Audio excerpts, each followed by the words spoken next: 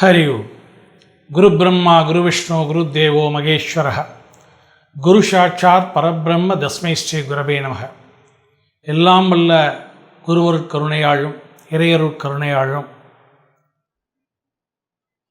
அடியேன் தற்காலத்திலே அதுவும் ஒரு இக்கட்டான ஒரு நெருக்கடியான எல்லோரும் மன வருத்தத்தில் ஆழ்ந்திருக்கக்கூடிய இந்த கொரோனா என்னும் கொடிய தொற்று வியாதி காலத்திலே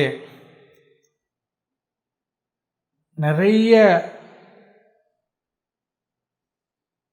மன கஷ்டங்களும் பண கஷ்டங்களும் அதுபோல் உறவுகளுடைய இழப்புகளாலும் குடும்பத்தில் உள்ள நபர்களுடைய இழப்புகளாலும் அநேக மன வேதனைக்கு எல்லோரும் உள்ளாயிருக்கிறார்கள். எனவே இத்தருணத்திலே இந்த கொரோனா என்கின்ற கொடிய நோயின் தீவிரத்தை பற்றியும் அதற்கு தீர்வை பற்றியும் அடியேன் இந்த பதிவிலே நிறைய விஷயங்களை உங்களுடன் பகிர்ந்து கொள்ள விரும்புகிறேன். ஏனென்று சொன்னால் இப்பதிவானது இந்த கொரோனா என்கின்ற வியாதிக்கு தீர்வாகவும் அநேக குடும்பங்களிலே தற்போது ஏற்பட்டிருக்கக்கூடிய இந்த ஒரு நெருக்கடியான சூழலிலிருந்து அவர்கள் விடுபடுவதற்கு ஒரு மார்க்கமாகவும் அமையப்பெறும் என்கின்ற காரணத்தினாலே இந்த பதிவினை இக்காலகட்டத்திலே அடியேன் பதிவிட விரும்பினேன். எல்லாம் வல்ல இறையருட் கருணையாலும் என்னுடைய குருநாதருடைய ஆசியாலும் இந்த பதிவிலே அநேக விஷயங்கள் கொரோனா பற்றிய ஆரம்பம், அதனுடைய தன்மை, அதனுடைய தீவிரம், அதற்குரிய காரணம், அதற்குரிய தீர்வு அனைத்தும் பதிவிலே காண இருக்கிறோம். அதனால் இப்பதிவினை கடைசி வரை எல்லோரும் பார்க்கும்படி கேட்டுக்கொள்கிறேன். நமஸ்காரம் குருஜி. இன்றைக்கி எல்லாருமே கொரோனான்ற காலகட்டத்தில் இருக்கோம். இது 2வது அலை அப்படின்னு சொல்லி கொரோனா ரொம்ப தீவிரமாக போயின்னு இருக்கேன். 3வது அலையில் வரும்னு கூட பேசின்னு இருக்கேன் எல்லா இடத்துலையும். போன வருஷம் 2020 ஆகஸ்ட் மாதம் ஒரு பிரபல பத்திரிகையில் நீங்கள் பேட்டி கொடுத்துருக்கீங்க. அந்த இதில் மற்ற ஜோசியர்கள்லாம் சொல்லியிருக்கா ராகு கேது பயிற்சி ஆன உடனே இதனுடைய தீவிரம் குறைஞ்சிடும், சரியாயிடும் சொல்லியிருக்கா. பட் நீங்கள் மட்டும் இன்னும் 2 வருஷத்துக்கு கொரோனா இருக்கும் அப்படின்னு சொல்லியிருக்கேன். இது உலகம் ஃபுல்லாக தீவிரமாக போயின்னு இருக்கு. இப்போது நீங்கள் அப்படி இருக்கிறச்ச எதனுடைய அடிப்படையை வச்சு நீங்கள் இந்த கொரோனா இன்னும் 2 வருஷத்துக்கு இருக்கும், இது எப்போ இதுக்கு ஒரு தீர்வு அப்படின்ற மாதிரி நீங்கள் எப்படி சொல்கிறீங்க? போன வருஷம் சொல்லி இந்த இன்னும் 2 வருஷத்துக்கு எப்படி இருக்கும்னு சொல்லி. அதாவது நீங்கள் கேட்டல் இந்த கொரோனா எப்போ தீரும், இதுக்கு நான் சென்ற வருடமே ஒரு பிரபல பத்திரிகையில் ஒரு நாலஞ்சு பிரபலமான ஜோதிடர்களை வைத்து என்கிட்ட கொஸ்டின் கேட்டிருந்தா. அந்த கொஸ்டின் கேட்டிருக்கும்போது இந்த கொரோனா எப்போ தீரும் அப்படின்னு கேட்கும்போது மற்ற ஜோசியர்லாம் போன செப்டம்பரில் ராகு கேது பயிற்சியோட இந்த கொரோனா தீர்ந்துடும், அதுக்கு மருந்து கண்டுபிடிக்கப்பட்டு விடும், அதுக்கப்புறம் இந்த நோய் தீர்ந்துடும்னு சொன்னான். ஆனால் அடியேன் இன்னும் 2 வருடத்திற்கு இந்த கொரோனா இருக்கும்னு போன ஆகஸ்ட் மாதம் சொல்லியிருந்தேன். இது எதனுடைய அடிப்படையில் சொன்னேன் அப்படின்னு சொன்னால், மற்றவெல்லாம் எந்த அடிப்படையில் எந்த கணக்கில் சொல்கிறாங்கன்றது ஒவ்வொருத்தருடைய பார்வை. ஏன்னா பஞ்சாங்கங்கள்லேயே வாக்கிய பஞ்சாங்கம், திருக்கணித பஞ்சாங்க முறை இருக்குது. அதுபோக எத்தனையோ ஜோதிட கணிப்புகள், எத்தனையோ சிஸ்டங்கள் இருக்குது, முறைகள் இருக்குது. பந்ததிகள் சொல்லுவோம், நிறைய பந்ததிகள் இருக்குது. அதுபோக ஒவ்வொருத்தருடைய பார்வைகள் இருக்குது. இதெல்லாம் நிறைய விதங்களில் ஒவ்வொரு ஜோஷியாரும் ஒவ்வொரு ஆங்கிளில் பார்ப்பாங்க. நான் அடியேன் பார்க்கறது எப்படின்னா, நான் எனக்கு வேதம் பிரதானம். ஏன்னு சொன்னால் இந்த ஜோதிட சாஸ்திரமே வேதம், வேதாந்தம், வேதாங்கம் என்று சொல்லக்கூடிய 6 அங்கங்களிலே நேத்திரம்னு சொல்கிறது ஜோதிஷத்தை, வானசாஸ்திரம். அந்த வானசாஸ்திரம் ஜோதிட சாஸ்திரத்தினுடைய ஒரு பிரிவு தான் நம்ம ஜோதிடம், வானசாஸ்திரத்தோட ஒரு பிரிவு ஜோதிட சாஸ்திரம். இந்த மாதிரி இதனுடைய வேதத்தினுடைய அடிப்படையில், தர்மத்தினுடைய அடிப்படையில், தத்துவார்த்தங்களுடைய அடிப்படையில், அதுபோக இந்த கிரகங்களுடைய சுழற்சியினுடைய அடிப்படையில், இந்த மாதிரி பல கணக்கீட்டு முறைகள் அடிப்படையாக கொண்டு கணிக்கப்பட்டு சொன்னது தான் என்னுடைய பார்வை. இன்னும் 2 வருடத்திற்கு கொரோனா இருக்கும்னு நான் சொன்னது. இதில் இந்த பல அடிப்படைகள்னு சொல்லும் பொழுது இதில் மெயினாக இருக்கக்கூடியதெல்லாம் பார்த்தீங்கன்னா வேதம்தான் மெயின். அதில் பஞ்சபூத தத்துவம்னு ஒரு தத்துவம் இருக்குது. ஏன்னா அந்த பிரபஞ்ச உற்பத்தியே பஞ்சபூத தத்துவத்தினுடைய அடிப்படையில் தான். ஆகாயம், காற்று, அக்னி, வாயு, அக்னி, நீர், பூமி, இதனுடைய அடிப்படையில் தான் அந்த பிரபஞ்ச உற்பத்தி. அப்போ அந்த பிரபஞ்சத்தினுடைய அனைத்து உற்பத்திகளுக்கும் ஆதாரமாக இருக்கிறது பஞ்சபூத தத்துவம். பஞ்சபூத தத்துவங்கிறது தான் நம்ம சொன்னோம் இல்லையா, நீர், நிலம், நெருப்பு, காற்று, ஆகாயம், வானம், இந்த மாதிரி இந்த தத்துவங்கள் எப்பொழுதுமே எல்லா காலகட்டத்திலையுமே அடிப்படையாக கொள்ளக்கூடிய தத்துவம் ஜோதிட சாஸ்திரத்தில். ஏன்னா கிரகங்களே பஞ்சபூத தத்துவத்தினுடைய அடிப்படையில் தான் கிரகங்களுடைய தத்துவங்களும் உண்டு, அமையப்பட்டிருக்கும். அதே மாதிரி 12 ராசிகளும் பஞ்சபூத தத்துவத்துக்குள்ளே அடக்கும். காலபுருஷ தத்துவத்திலும் பஞ்சபூத தத்துவத்தில் அவர் ஒருவர். கால சர்பதோஷ தத்துவமும் பஞ்சபூதத்துக்குள்ளே அடங்கிடும். கால கதி தத்துவமும் பஞ்சபூதத்துக்குள்ளே அடங்கும். அது மாதிரி பஞ்சாங்கம் சொல்கிறோமே, அதுவுமே பஞ்சபூதத்துக்குள்ளே அடக்கம். குருஜி, இப்போ நீங்கள் நிறைய தத்துவங்கள் சொன்னேன். காலபுருஷ தத்துவம், காலதேச வர்த்தமான தத்துவம், காலகதி தத்துவம், கால சர்ப்ப தோஷ தத்துவம், அது தவிர பஞ்சபூத தத்துவங்கள் பற்றி சொன்னேன். விதி, மதி, கதி இதெல்லாம் சொல்லியிருந்தேன், இதனுடைய அடிப்படையில் சொல்லியிருந்தேன். இதில் கொரோனா எதனுடைய மூலத்தை கொண்டு, அடிப்படையான மூலத்தை கொண்டு இது வந்திருக்குன்ற காரணம் இது தெரிஞ்சுக்கலாமா குருஜி? இந்த மாதிரி பஞ்சபூத தத்துவம் அடிப்படை ஆதாரமாக கொண்டு, அதுபோக காலசர்ப்பதோஷம் தத்துவம்னு ஒரு தத்துவம், காலபுருஷ தத்துவம், காலகதி தத்துவம், இந்த மாதிரி தத்துவார்த்தங்கள் நிறைய இருக்குது. அதுபோக விதி, மதி, கதிங்கிற ஒரு தத்துவார்த்த அடிப்படைகள் ஒன்று இருக்குது ஜோதிட ரீதியாக. இது போக யுக தர்மம், கால தர்மம், கால சரணை, கால அனுசரணைங்கிற சில தர்மங்களுடைய அடிப்படையில் ஒரு கணக்கீடு. இவ்வாறு பல கணக்கீடுகள் இருக்குது. தர்மத்தினுடைய கணக்கீடு, காலத்தினுடைய கணக்கீடு, பஞ்சபூத தத்துவார்த்தங்களுடைய கணக்கு, இந்த மாதிரி நிறைய கணக்குகளை எடுத்துண்டு அத்தனை கணக்குகளினுடைய அடிப்படையில் சொல்லப்பட்டது தான் இந்த கொரோனாங்கிற நோய். எல்லாருக்கும் ஞாபகம் இருக்கும், போன 2019 டிசம்பர் மாதம் 6 கிரகங்கள் தனுசில் சேர்க்க, குருவுடைய வீட்டில் 6 கிரகங்கள் சேர்க்கும்போது எல்லாருமே ஜோதிஷாரெலாம் சொன்னால் எல்லாருக்கும் ஞாபகம் இருக்கும், உலகத்துக்கு பெரிய ஒரு கஷ்டம் வரப்போகிறதுன்னு. ஆனால் என்ன மாதிரி கஷ்டம்னு யாராலையும் அதை யூகிச்சு சொல்ல முடியல.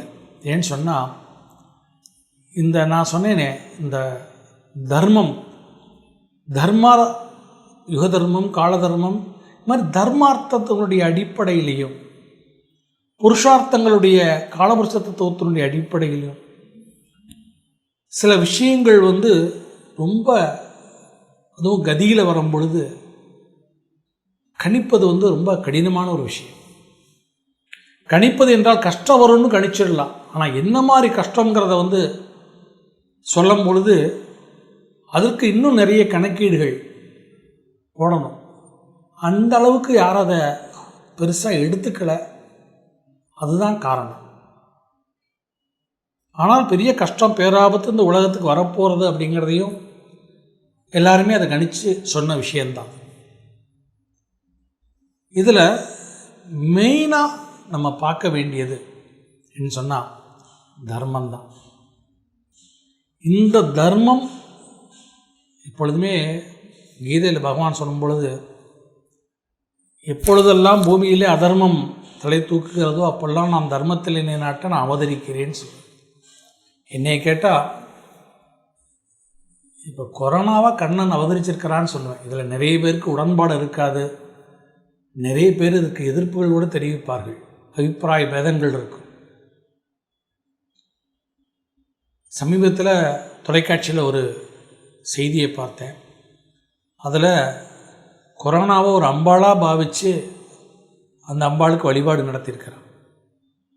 உண்மை அதுதான். இன்றைக்குமே எந்த ஒரு நம்முடைய வேதம் சொல்கிறது, மாயை கூட இறைவன்கிட்டேருந்து வந்தது தான். மாயை கூட இன்றைக்கி மாயைன்னு சொல்கிறோம் இல்லையா? இப்போ வெப்பத்தினுடைய சலனம் மழை, அதே மாதிரி பிரம்மத்துக்கு ஒரு சலனம் உண்டு, அதுதான் மாயை. அதே மாதிரி பிரம்மத்தினால், பிரம்மம் அறியாதது ஒன்று இந்த உலகத்தில், பிரம்மத்தை மீறி ஒன்றும் இந்த உலகத்தில் நடந்துடாது. அதே மாதிரி தர்மத்தை மீறி எதுவும் நடந்துடாது.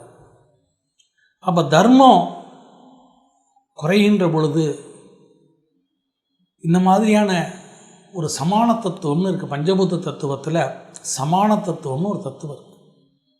இந்த சமான தத்துவத்தினுடைய அடிப்படையில் இதை மாதிரியான ஒரு காலகதி, காலபுருஷ தத்துவம், காலசர்ப்பதோஷ தத்துவங்கள், இதுபோக விதிமதி கதியில் கலியுகத்தில் கதி தத்துவத்தினுடைய விதியில் கதி தத்துவங்கிற ஒரு காலகட்டம் நடந்துட்டுருக்கு. அதனுடைய அடிப்படைவாறு பல அம்சங்களிலும் கிரகங்களுடைய அடிப்படையிலையும் இந்த நோய் உருவாகியிருக்கு. ஸோ அதனால் இது தர்மத்தினுடைய குறைவு தான் காரணம் என்கிற அடியனுடைய பார்வையில் இந்த பதிவில் சொல்ல விரும்புகிறேன். இதற்கு நிறைய ஆதாரங்களே என்னால் கொடுக்க முடியும். ஏனென்று சொன்னால், தேவி பாகவதத்தில் கலியுகம் பிறந்து 5150 வருடங்கள் ஆகிவிட்டது என்று சொன்னால், கலியுகத்திலே அதர்மங்கள் தலைவிரித்தாடும் என்று சொல்லியிருக்கிறது. இந்த விதிமதி கதின்னு ஜோதிட சாஸ்திரத்தில் ஒன்று உண்டு. அதாவது ஒருவன் பிறக்கின்ற பொழுது அவனுடைய 30 வயது வரை அவனுடைய பூர்வ ஜென்மத்தில் அவன் செய்த பாவ புண்ணியங்கள் அடிப்படையாக கொண்டு வாழ்க்கை அமையும் என்று சொல்கிறது விதி. ஒருவன் 30 வயதுக்கு மேல் 60 வயதுக்குள் தன்னுடைய முன்னோர்கள் பெற்றோர்கள் செய்த பாவத்தினுடைய பலனை அனுபவிப்பான் என்று சொல்வது மதி. 60 வயதுக்கு மேல் இந்த வருடத்தில் இந்த வாழ்க்கையிலே, இந்த பிறவியிலே இவன் 1 வயது முதல் 60 வயது வரை எவ்வாறு வாழ்ந்தான் அதனுடைய பலனை அனுபவிப்பது கதி. இவ்வாறு யுக தர்மத்திலேயும் கால தர்மத்திலேயும் உண்டு. கலியுக தர்மத்திலே கலியுகத்தினுடைய முதல் 5150 வருடங்கள் விதிக்குட்பட்டது. இந்த விதிக்குட்பட்ட காலகட்டத்திலேயும் அதுலேயும் விதி மதி கதி என்று 3 பிரிவுகள் உள்ளே அடங்கி இருக்கும். ஒருவருடைய வாழ்க்கையிலே விதிமதி கதி 3 பிரிவுகள் இருந்தாலும் அந்த 30 வயதுக்குள் விதி மதி கதி 3ம் வேலை செய்யும். 30லேருந்து 60 வயதுக்குள் மறுபடியும் விதிமதி கதி 3ம் வேலை செய்யும். 60 வயதுக்கு மேலேயும் விதிமதி கதி 3ம் வேலை செய்யும். ஆனால் 30 வயதுக்குள் விதி அதிகமாக வேலை செய்யும். 30லேருந்து 60 வயதுக்குள் மதி அதிகமாக வேலை செய்யும். 60 வயதுக்கு மேல் கதி அதிகமாக வியாபித்திருக்கும். அதேபோல் கால தர்மத்தில், கலியுக தர்மத்திலே 5150 வருடங்கள் வரைக்கும் விதியினுடைய ஆட்சிக்குட்பட்டது. அதில் முடியும் தருவாயில் கதியினுடைய காலம் நடந்து கொண்டிருக்கிறது. அதனுடைய அடிப்படையிலேயே இப்பொழுது 5127 வருடங்களை தாண்டி விட்டோம்.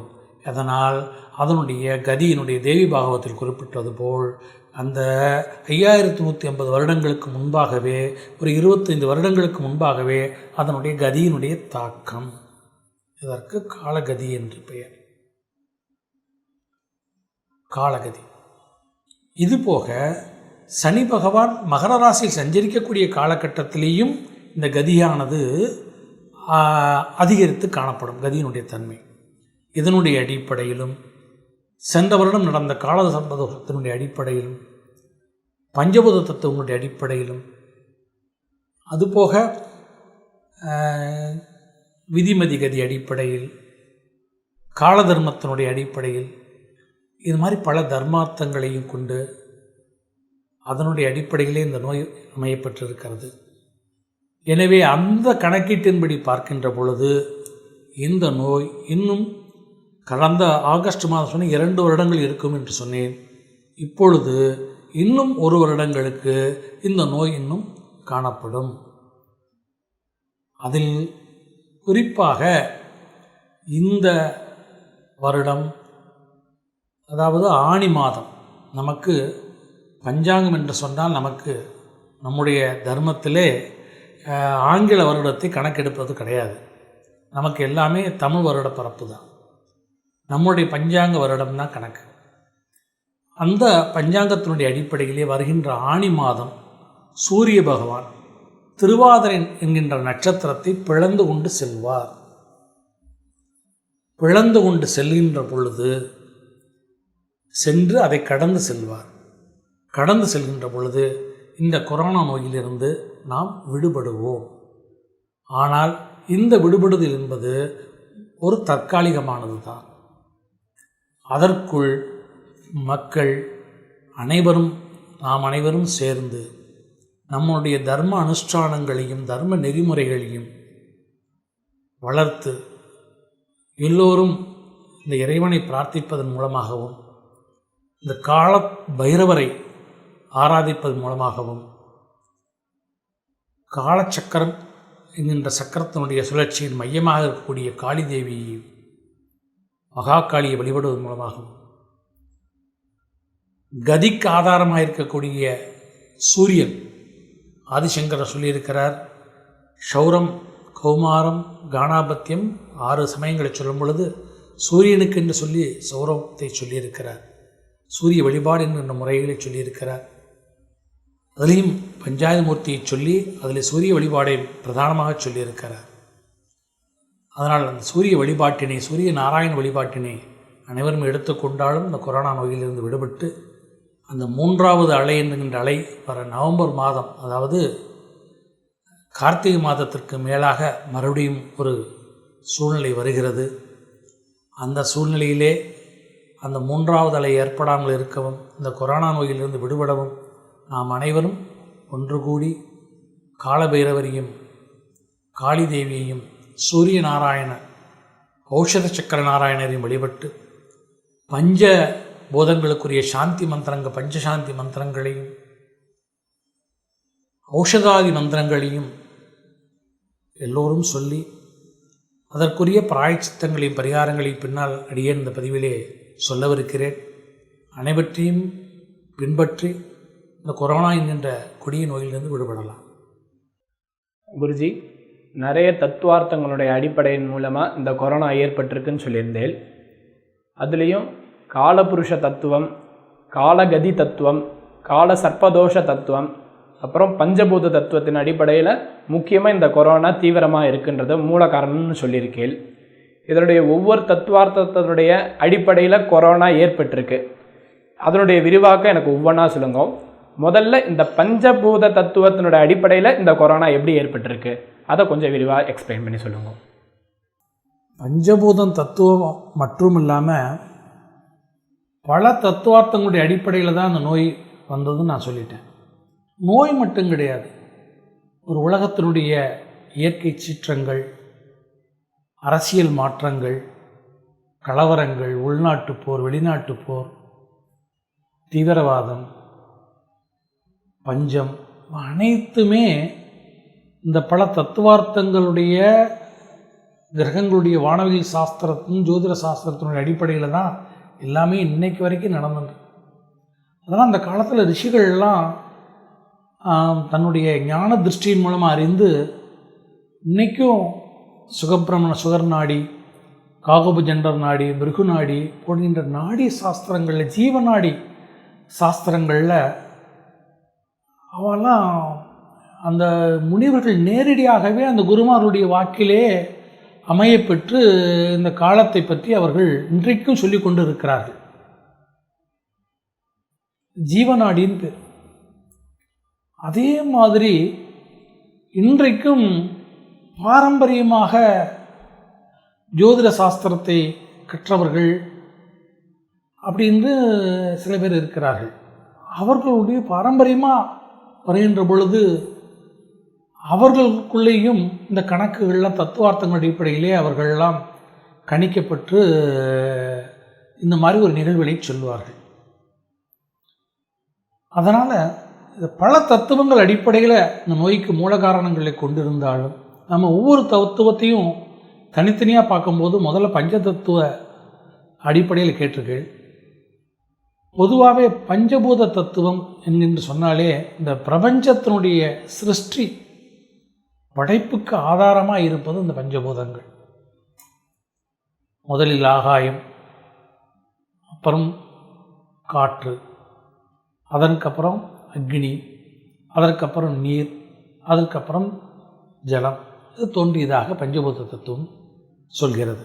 பிரபஞ்சத்தினுடைய உற்பத்தி, நிலம் தோன்றியப்போ உயிரினங்கள் தோன்றியது. இவ்வாறு இந்த பிரபஞ்சத்தினுடைய தோற்றத்திற்கே இந்த பஞ்சபூதங்கள் ஆதாரமாய் இருக்கின்றன. ஆதிசங்கரர் தன்னுடைய பஞ்சாயமூர்த்தி சோஸ்திரத்திலே வழிபாட்டு முறைகளிலே ரொம்ப முக்கியமாக இந்த பஞ்சாயமூர்த்தி வழிபாடை சொல்லியிருக்கிறார்.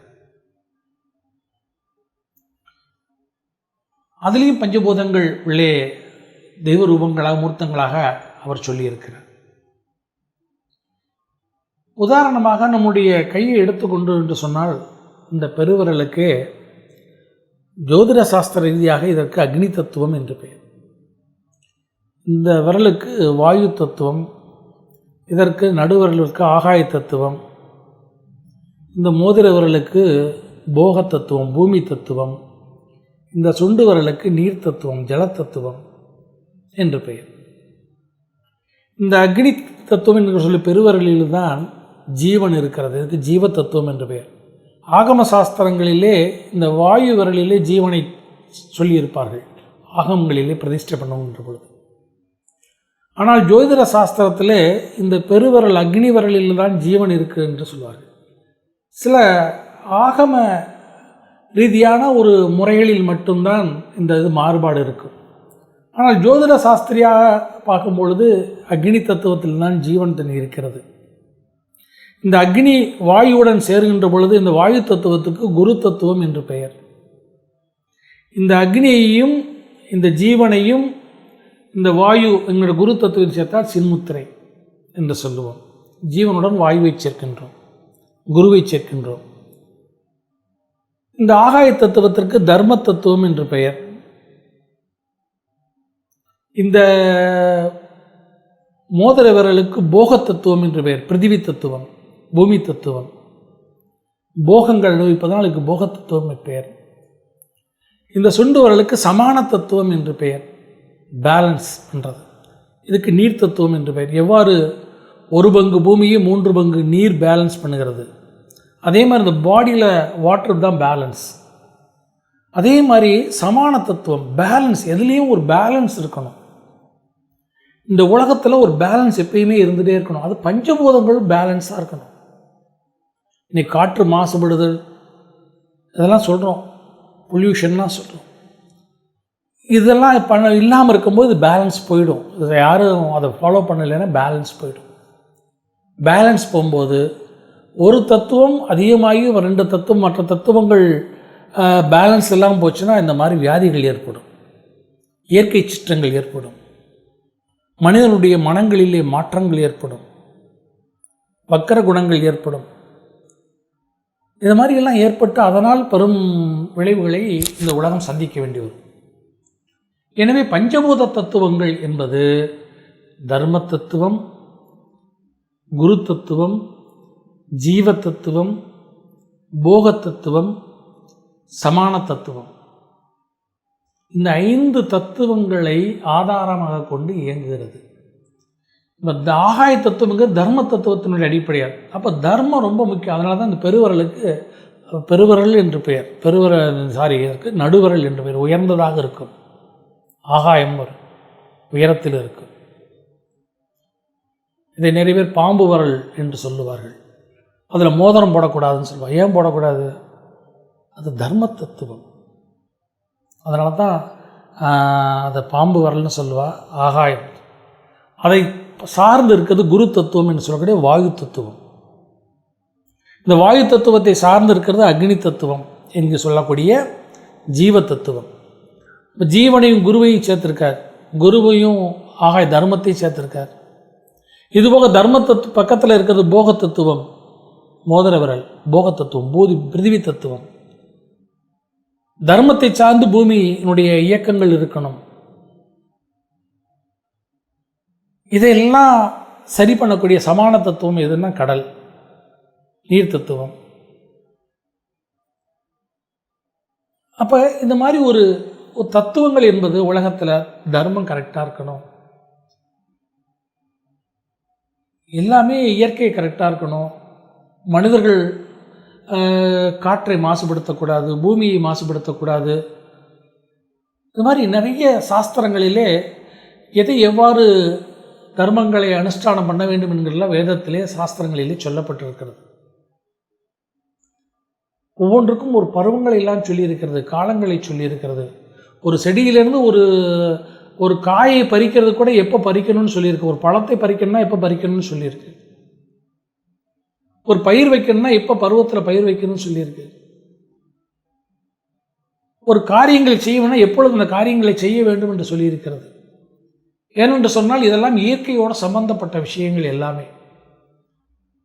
அப்போ இயற்கைக்கு மாறாக, இயற்கைக்கு துரோகமாக ஒரு காரியங்களை செய்துவிட்டால் அதெல்லாம் அதர்மமாக கொள்ளப்படும். இன்றைக்கு இந்த மாதிரி அதர்மங்கள் பஞ்சபூத தத்துவங்களுடைய அடிப்படையில் இயங்காமல் காற்று மாசுபடுதல், நிலம் மாசுபடுதல், நீர் மாசுபடுதல், காற்றிலே அக்னியினுடைய தன்மை, பூமி வெப்பமயமாகுதல், அக்னியினுடைய தன்மை, இதெல்லாம் சேரும் பொழுது ஆகாய தத்துவனுடைய தர்ம தத்துவம் பாதிக்கப்படுகின்ற பொழுது இந்த தர்மத்தினுடைய குறைபாடுகளினால் அவ்வப்பொழுது இந்த தர்மத்தை பேலன்ஸ் பண்ணக்கூடிய இந்த சமான தத்துவத்தினுடைய அடிப்படையிலேயே இறைவன் இந்த உலகினை அதர்ம தலைதூக்கும்போது தர்மத்திலை நாட்டை அவதரிக்கிறேன்னு சொல்கின்ற பொழுது என்னை பிடித்தவனுடைய அடிவனை பொறுத்தவரை இந்த குரானா நோய் என்கின்ற நோய் கூட இறைவனுடைய அவதாரமாகத்தான் நான் பார்க்கிறேனே தவிர இதை சொல்வதற்கு யாரும் வருத்தப்பட வேண்டாம். ஏனென்று சொன்னால் அதர்மத்தை அழித்து தர்மத்தை நிலைநாட்டுவேன் என்று இறைவன் சொல்கின்ற பொழுது தர்மம் ரூபரியிலே வியாதி ரூபிலே இறைவன் கூட அவதரித்திருக்கார் என்று தான் எனக்கு தோன்றுகிறது. அதனால் எல்லோரும் தர்மத்தை, நிலம், நீர், நெருப்பு, காற்று, ஆகாயம் பஞ்சபூதங்களை நாம் பேணி காப்போம். பஞ்சபூத தத்துவத்தை நாம் புரிந்து கொண்டால் இந்த நோயிலிருந்து விடுபடலாம். இந்த பஞ்சபூத தத்துவத்திலே இந்த நோய் எப்படி வந்தது என்பதை ஜோதிட ரீதியாகவும் உங்களுக்கு சொல்லுகிறேன். சென்ற வருடம் ராகு கன்னியிலே மிதுனத்திலே புதனுடைய வீட்டிலே இருந்தார். அப்பொழுது கேது தனுசிலே குருவுடைய வீட்டில் இருந்தார். அப்பொழுது இந்த குருவுடன் கூடி சூரியன், சுக்கிரன், புதன், சந்திரன் ஒரு 6 கிரகங்கள் சேர்க்கை ஏற்பட்டது. அதன் பிறகு செவ்வாயும் உள்ளே வந்துவிட்டார். பொதுவாகவே அந்த மிதுனம் என்பது புதனுடைய வீடு, புதன் வீடு என்பது வாயுனுடைய வீடு பஞ்சபூத தத்துவத்திலே. ராகு என்பவன் ஆகாய கிரகம், ராகு என்பவன் விஷக்கிரகம். ஸோ புதனுடைய வீட்டிலே ராகு அமர்ந்து மற்ற கிரகங்கள் ராகு கேதுக்குள் அடக்கமாகும் பொழுது, ராகு கேது என்ற 2 சர்ப்பங்களுக்குள் அடக்கமாகும் பொழுது இதற்கு காலசர்ப்ப தோஷம் என்று பெயர். இந்த காலசர்ப்ப தோஷத்திலே அந்த புதனுடைய வீட்டிலே ராகு அமர்ந்தும் பொழுது காற்றிலே, ஆகாயத்திலே விஷக்கிருமிகள் உற்பத்தியாகி அவை கதி தத்துவத்தின் அடிப்படையிலே சூரியனுடைய ஒளி கிரணங்களால் பட்டு பூமியில் படுகின்ற பொழுது பூமியில் படக்கூடிய நீர், சுக்கிரன், சந்திரன் சொல்லக்கூடிய நீர்க்கிரகங்களுடைய நீர் இடங்களிலே படுகின்ற பொழுது, ஈரப்பதத்தில் படுகின்ற பொழுது அந்த விஷக்காற்று இந்த ஈரப்பதத்தில் பட்டு சூரியனுடைய ஒளியால் அது விஷக்கிருமிகளாக உற்பத்தியாகும். கதி தத்துவத்தினுடைய அடிப்படையில் உற்பத்தியாகி அது நோயாக பல்கி பெருகும். இது பஞ்சபூத தத்துவத்திலே வருகிறது. இதுபோக காலபுருஷ தத்துவம் இருக்கிறது, காலகதி தத்துவத்தின் அடிப்படையில் இருக்கிறது. அதே அப்புறம் பார்ப்போம். குருஜி, பஞ்சபூத தத்துவத்தின் அடிப்படையில் இந்த கொரோனா எப்படி ஏற்பட்டிருக்குன்றத நன்னா எக்ஸ்பிளைன் பண்ணி நன்னா சொன்னேன். அதே மாதிரி காலபுருஷ தத்துவத்தில் இந்த கொரோனா ஏற்பட்டிருக்குன்னு சொல்லியிருந்தேன். அது எந்த மாதிரி இருக்குது, அதையும் கொஞ்சம் எக்ஸ்பிளைன் பண்ணி சொல்லுங்கள். பஞ்சபூத தத்துவத்தின் ரீதியாக இந்த நோய் ஏற்பட்ட காரணத்தை சொன்னேன். இப்போ நீங்கள் காலபுருஷ தத்துவத்தினுடைய அடிப்படையில் நோயினுடைய காரணத்தை கேட்டிருக்கு. இந்த காலபுருஷ தத்துவம் என்பது ரொம்ப முக்கியமான தத்துவம். எல்லா தத்துவங்களையுமே முக்கியமானது. ஏனென்றால் சொன்னால் இந்த உலகம் எல்லா தத்துவங்களுடைய அடிப்படையில் தான் இயங்குகிறது. அதில் காலபுருஷ தத்துவம் முக்கியமான ஒன்று. இந்த 12 ராசிகள் இருக்கிற துவாதச ராசிகள்னு சொல்லக்கூடிய ராசிகள், மேஷம் முதல் மீனம் வரை, இதை காலச்சக்கரம் என்று சொல்லுவோம். முன்னாடிலாம் ஜாதகம் எழுதும்போது இந்த நடுவில் இப்போ ராசின்னு மட்டும்தான் எழுதுகிறான். அதுக்கு ராசி சக்கரம்னு சொல்லுவோம். ராசி சக்கரம் சதுரமாக எழுதுனாலும் அது ராசி சக்கரம் தான். இதில் 12 ராசிகள். இந்த 12 ராசிகளும் காலச்சக்கரம்னு சொல்லுவோம். இதை இயக்கக்கூடியவன் காலபுருஷன். அந்த காலபுருஷனுடைய தலை எது என்று சொன்ன மேஷம். கழுத்து அப்படின்னு சொன்னால் முகம், கழுத்து சொல்கிறோம் இல்லையா, இந்த பகுதிகள் ரிஷபம். மிதனம்னா தோல், இந்த கையெல்லாம் மிதனம். கடகம்னா மார்பு, சிம்மம்னா வயிறு, அப்படி சொல்லிகிட்டே வரும். இந்த காலபுருஷ தத்துவத்தில் பாதம், மீனம் தான் பாதம், தனுசு தொடை. இப்போ காலபுருஷனுடைய இந்த நோய் ஏற்பட்டக்கூடிய காலகட்டத்தில் எப்பொழுதுமே நம்ம இந்து தர்மம், நம்ம சனாதன தர்மத்தினுடைய அடிப்படையில் தான் எல்லாத்தையுமே நம்ம பார்ப்போம். அப்படி அதனுடைய அடிப்படையில் பார்க்கும்போது எவ்வளோதான் என்னதான் பிரபஞ்சம் உலகம் பறந்து விரிந்து இருந்தாலும் கர்ம பூமிங்கிற சொல்கிற பூமி தான் நம்ம பாரத பூமி மட்டும்தான் கர்ம பூமின்னு பேர். அதனால் இந்த கர்ம பூமி அடிப்படையாக வைத்து தான் நம்மளுடைய தர்மங்கள், வேதங்கள் எல்லாமே இதை அடிப்படையாக வச்சு தான் பேசும். அதனால் இந்த வியாதி, கொரோனா வியாதி நம்ம பாரதத்தில் ஏற்பட்டதை அதனுடைய அடிப்படையில் வச்சு தான் இந்த வியாதியினுடைய தன்மையை, இதனுடைய தோற்றத்தை நம்ம ஆராய்ச்சி பண்ணணும். அதுதான் கரெக்டாக இருக்கும். அதனுடைய மூல காரணத்தை கண்டுபிடிக்க முடியும். அதனுடைய அடிப்படையில் நம் பாரதத்துக்கு வர்றதுக்கு முன்னாடி, இந்தியாவுக்கு வர்றதுக்கு முன்னாடி வெளிநாடுகள் இந்த நோய் வந்தாலும் நமக்கு இந்தியாவுக்கு வந்ததுக்கு அப்புறம்தான் அந்த நோயினுடைய மூலத்தை அறிய முடியும். எப்போ வர்றதுங்கிறத பொறுத்து தான். அதனுடைய அடிப்படையில் 2019 டிசம்பர் மாதம் இந்த 6 கிரக சேர்க்கை அதை ஒட்டி ஏற்பட்ட காலசர்ப்பதோஷ டயத்தில், அப்போ காலபுருஷனுக்கு தோளில் ராகுவும் தொடையில் 6 கிரகங்களும் அமையப்பட்டிருந்தது. இதில் அந்த பாருங்க, இந்த உடம்புல தாங்கக்கூடிய பகுதின்னா 2 பகுதி தான் பாரத்தை சுமக்கக்கூடிய பகுதி. ஒன்று தோல் பகுதி, இன்னொன்று தொடை. ஏதாவது ஒரு பொருளை நம்ம தூக்கணுன்னா கூட இந்த தொடையில் தூக்கி வச்சு அப்புறம் தோளில் தூக்கி வைப்பான். காலை தூக்கி தோளில் தொடையில் வச்சு அப்புறம் தோளில் தூக்கி வைப்பான். அதே மாதிரி இந்த தோளில் சுமை, தோல் பாரம், தோளில் சுமந்தேன்னு சொல்கிறா இல்லையா, அந்த தோளில் சுமக்கிறதுனால தோல் ரொம்ப முக்கியம். அதே மாதிரி இந்த உடம்பை தங்கக்கூடிய தொடை பாகம், இது ஒரு பாரம் சுமக்கக்கூடிய இடம். இந்த 2 பகுதிகளையும் பாரம் சுமக்கக்கூடிய காலபுருஷனுடைய பாரத்தை தாங்கக்கூடிய பகுதிகள் 2 அங்கங்கள், ஒன்று தோல், இன்னொன்று தொடைப்பகுதி. இந்த பகுதிக்குள் எல்லா கிரகங்களும் அமையப்பெற்று அதனால் காலபுருஷன் கால கதி தத்துவத்தின் அடிப்படையிலும் பஞ்சபூத தத்துவத்தினுடைய அடிப்படையிலும் கால தர்மத்தினுடைய அடிப்படையிலும் யுக தர்மத்தினுடைய அடிப்படையிலும் பல கணக்கீடுகளை கொண்டு பார்க்கின்ற பொழுது காலபுருஷன் மிகுந்த மனவேதனை கொண்டு அவனுடைய பெரும் மூச்சே பெரும் வியாதியாக அவனுடைய தோல் பாரமாக பெற்று அவன் விடும் பெரும் மூச்சே பெரும் தொற்றாக பரவியிருப்பது என்பது அடியனுடைய கணக்கு. ஏன் இதை சொல்லுகிறேன் என்று சொன்னால், இந்த 9ஆம் இடம் என்று சொல்லக்கூடிய தொடைப்பகுதியிலே 6 கிரகங்கள் அமைகின்ற பொழுது அப்போ காலசர்ப்ப தோஷம் ஏற்படுகின்றதுனால் காலபுருஷனுக்கு 9ஆம் இடம்ங்கிறது தத்துவார்த்தத்தினுடைய அடிப்படையிலே அங்கத்தினுடைய அடிப்படையிலே தொடைப்பகுதி, தத்துவார்த்தத்தினுடைய அடிப்படையிலே தர்மஸ்தானம் என்று பெயர் 9ஆம் இடத்திற்கு. 10ஆம் இடத்திற்கு கர்மஸ்தானம் என்று பெயர். இந்த தர்மஸ்தானம் என்கின்ற 9ஆம் இடத்திலே கர்மாதிபதி சனியும் கூட அமையப்பெற்று கதிக்கதிபதியான சூரியனும் அமையப்பெற்று மதிக்கடையாளமான நீர்க்கடையாளமான அதிபதியான சந்திரனும் சுக்கிரனும் நீதிக்கதிபதியான சுக்கிரனும் அமையப்பெற்று புதனும் அங்கே அமையப்பெற்று அங்கே 9ஆம் இடத்துக்கு அதிபதியான குரு ஆட்சி பெற்றிருப்பதனால் சர்ப்ப கிரகமான கேதுவுடன் கூடி ராகு கேதுக்குள் எல்லோ கிரகங்களும் அடைபெற்று இருப்பதனால்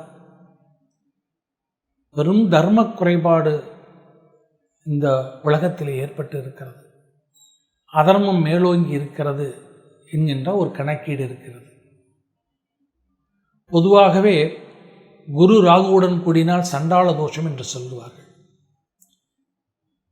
குரு கேதுவுடன் கூடினால் சந்நியாச தோஷம் என்று சொல்லுவார்கள். அந்த சந்நியாச தோஷம் இப்பொழுது இந்த உலகிற்கே ஏற்பட்டு இருக்கிறது. அதனுடைய அடிப்படையிலே தான் எல்லோரும் தனிமைப்படுத்திக் கொள்கிறோம். சன்னியாசி மாதிரி அனைவரும் தனிமைப்படுத்திக் கொள்ள வேண்டியிருக்கிறது. ஒருவருடன் ஒருவர் பேசாமல் இருக்க வேண்டியிருக்கிறது. சன்னியாசி மாதிரி எல்லோரும் தவத்தை மேற்கொள்ள வேண்டியிருக்கிறது. இந்த தோஷம் எதனால் ஏற்பட்டது? தர்ம கர்மாதிபத்தியம், தர்ம கர்மங்கள் குறைந்து விட்டது.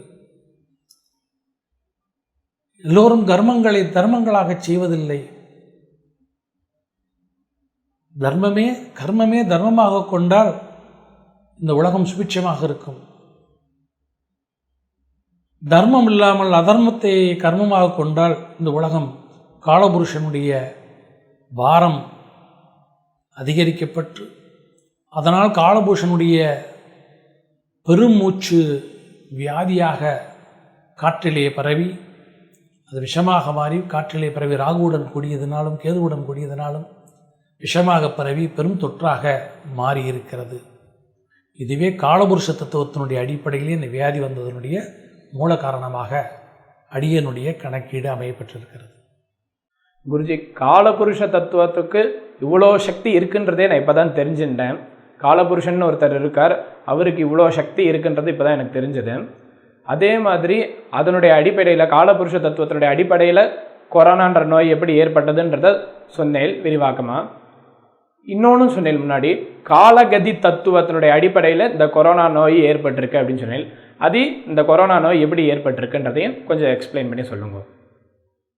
நம்ம இந்த கொரோனா நோய் வந்ததுக்கூடிய காரணத்தில் காலபுருஷ தத்துவத்தை பார்த்தோம், பஞ்சபூத தத்துவத்தினுடைய அடிப்படையில் இந்த நோய் வந்த காரணத்தை பார்த்தோம். இப்போ காலகதி தத்துவம்,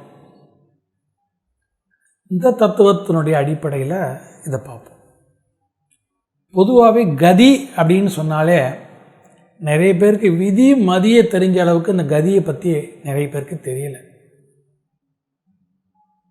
ஆனால் கதியை பற்றிய நிறைய பழமொழிகள்லாம் எல்லாருக்கும் தெரிஞ்சிருக்கும்.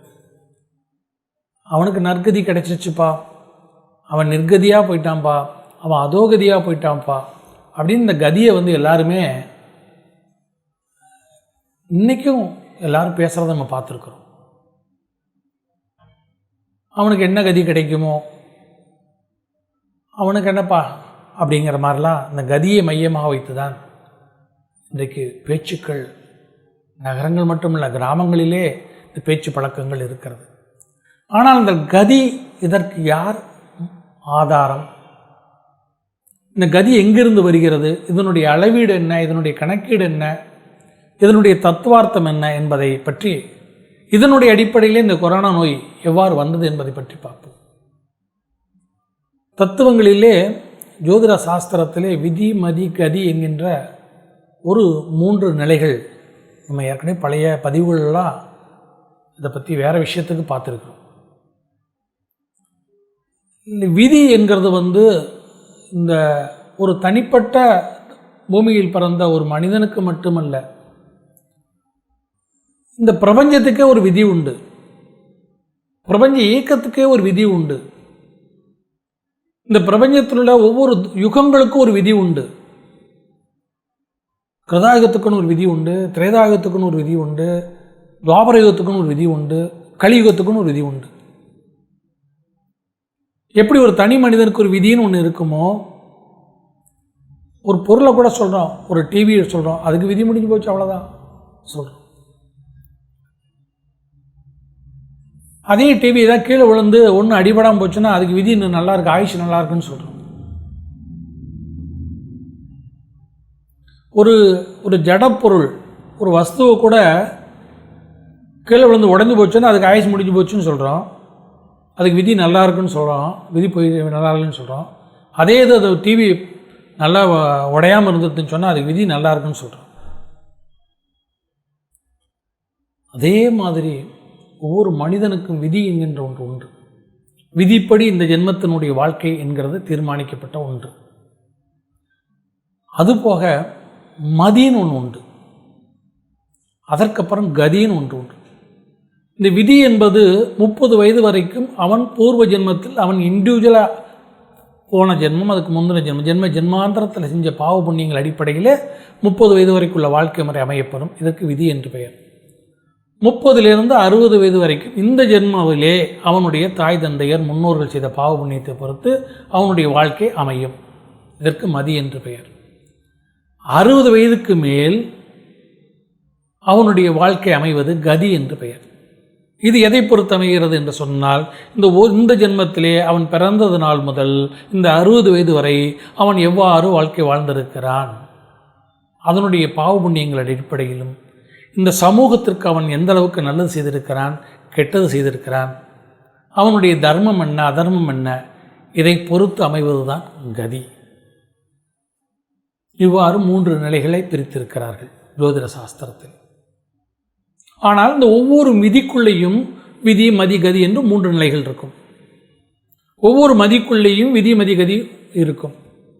ஒவ்வொரு கதிக்குள்ளேயும் விதி, மதி, கதியும் இருக்கும்.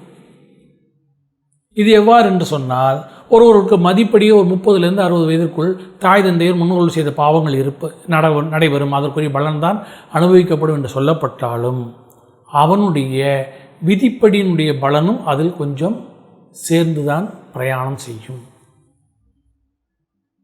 அதனுடைய அந்த 30 வயதிலிருந்து 60 வயதுக்குள் முடியக்கூடிய காலகட்டத்தில் ஆரம்ப கட்டத்தில் விதிப்பலனும் சேரும், நடுவில் மதிப்பலன் அதிகமாக இருக்கும், முடிவு காலத்தில் கதிப்பலன் கொஞ்சம் இருக்கும். ஆனால் வியாபித்திருப்பது மதிப்பலன். விதி காலத்தில் விதிப்பலன் வியாபித்திருக்கும், மத்தியம காலத்தில் மதிப்பலனும், இறுதி காலத்தில் கதிப்பலனும் இருக்கும். விதி காலகட்டத்தில் கதி காலகட்டத்தில் 60 வயதுக்கு மேல் ஆரம்ப கட்டத்தில் விதிப்பலனும், இடைப்பட்ட காலகட்டத்தில் மதிப்பலனும், இறுதி கட்டத்தில் கதிப்பலனும் வேலை செய்யும். இதேபோல் ஒரு தனி மனிதனுக்கு இருப்பது போல் இதே விதி, மதி, கதி என்பதும் இந்த உலகத்திற்கும் உண்டு. இதில் கதி தத்துவம் என்கின்ற தத்துவம், இது உலகியலுக்கு இந்த கதி தத்துவம் ரொம்ப முக்கியமாக உலகத்தினுடைய பார்வைக்கு எடுத்துக்கொள்ளப்படும். ஏனென்று சொன்னால், இப்பொழுது கலியுகம், யுகங்களிலே கிருதாயுகம், திரேதாயுகம், துவாபரயுகம், கலியுகம், ஒவ்வொரு யுகத்துக்கும் ஒரு தர்மம் இருக்கும்.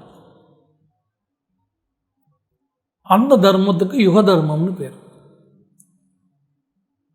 அந்த யுக தர்மத்திலையும் முதல் காலகட்டங்கள் அப்படி என்பது விதிப்படி இருக்கும். அப்படின்னா அந்த யுகத்துக்கு விதிக்கப்பட்ட தர்மத்தின் அடிப்படையில் இயங்கும். அப்போ அதில் நடக்கக்கூடிய அந்த யுகத்தில் நடக்கக்கூடிய அதர்மங்கள் இருந்தாலும் சரி, அல்லது கதியால் ஏற்படக்கூடிய சில விஷயங்களாக இருந்தாலும் சரி, அதனுடைய பாதிப்புகள் அந்த யுகத்தினுடைய ஆரம்பத்தில் அந்த விதியினுடைய விதிப்படி ஏற்பட்ட அமைப்பிலே தாக்கத்தை ஏற்படுத்தாது, பெரும் தாக்கத்தை ஏற்படுத்தாது. ஆனால் விதிப்படி முடியும் காலகட்டத்தில் மதியும் கதியும் அதில் கதி என்பது கடைசி தருவாயில் ஆரம்பித்துவிடும். அவ்வாறு தேவி பாகவதத்திலே கலியுகம் பிறந்து 5150 வருடங்கள் கடந்துவிட்டால் ஆரம்பித்துவிட்டால் கலியுகத்திலே அதர்மங்களினால் பெரும் நோய்களையும் மக்கள் அநேக கஷ்டங்களையும் அடைவார்கள் என்பது தேவி பாகவத்திலே சொல்லியிருக்கிறது. அவ்வாறு தேவி பாகவதத்திலே சொல்லியவாறு அந்த கலியுகத்தினுடைய 5150 வருடங்கள் இப்போ நம்ம 5120 வருடங்களை கடந்து விட்டோம். எனவே அந்த இன்னும் 25 வருடங்கள் 24 வருடங்கள் தான் இருக்கிறது. அதனுடைய கதிப்படி உள்ள தாக்கம் என்னதான் விதிப்படி இருந்தாலும் அந்த கதைப்படியான தாக்கம் இப்பொழுது ஆரம்பித்து விட்டது. அதனுடைய அடிப்படையிலேயே இதற்கு காலகதி என்று பெயர். இதுபோக சனி பகவான் மகரத்தில் சஞ்சரிக்கக்கூடிய காலத்திலே சனீஸ்வர பகவானுக்கு தர்மராஜன் என்று பெயர். அவன் கர்மாதிபதி, கர்மாவுடைய பலனை அடிக்கக்கூடியவன் சனீஸ்வரன். ஸோ சனி தர்ம கர்மாதிபத்தியம் குருவுடைய வீட்டிலே தர்மாதிபதியோடு சேர்கின்ற பொழுது இந்த 6 கிரகங்களுடைய சேர்க்கை மட்டுமல்லாது காலசர்பதோஷ தத்துவம், கால புருஷ தத்துவம் இதோடு சேர்ந்து காலகதி தத்துவத்திற்கு ஆதாரமாக சனி பகவானும் அமையப்பெற்று கர்மாதிபதியாக இருந்து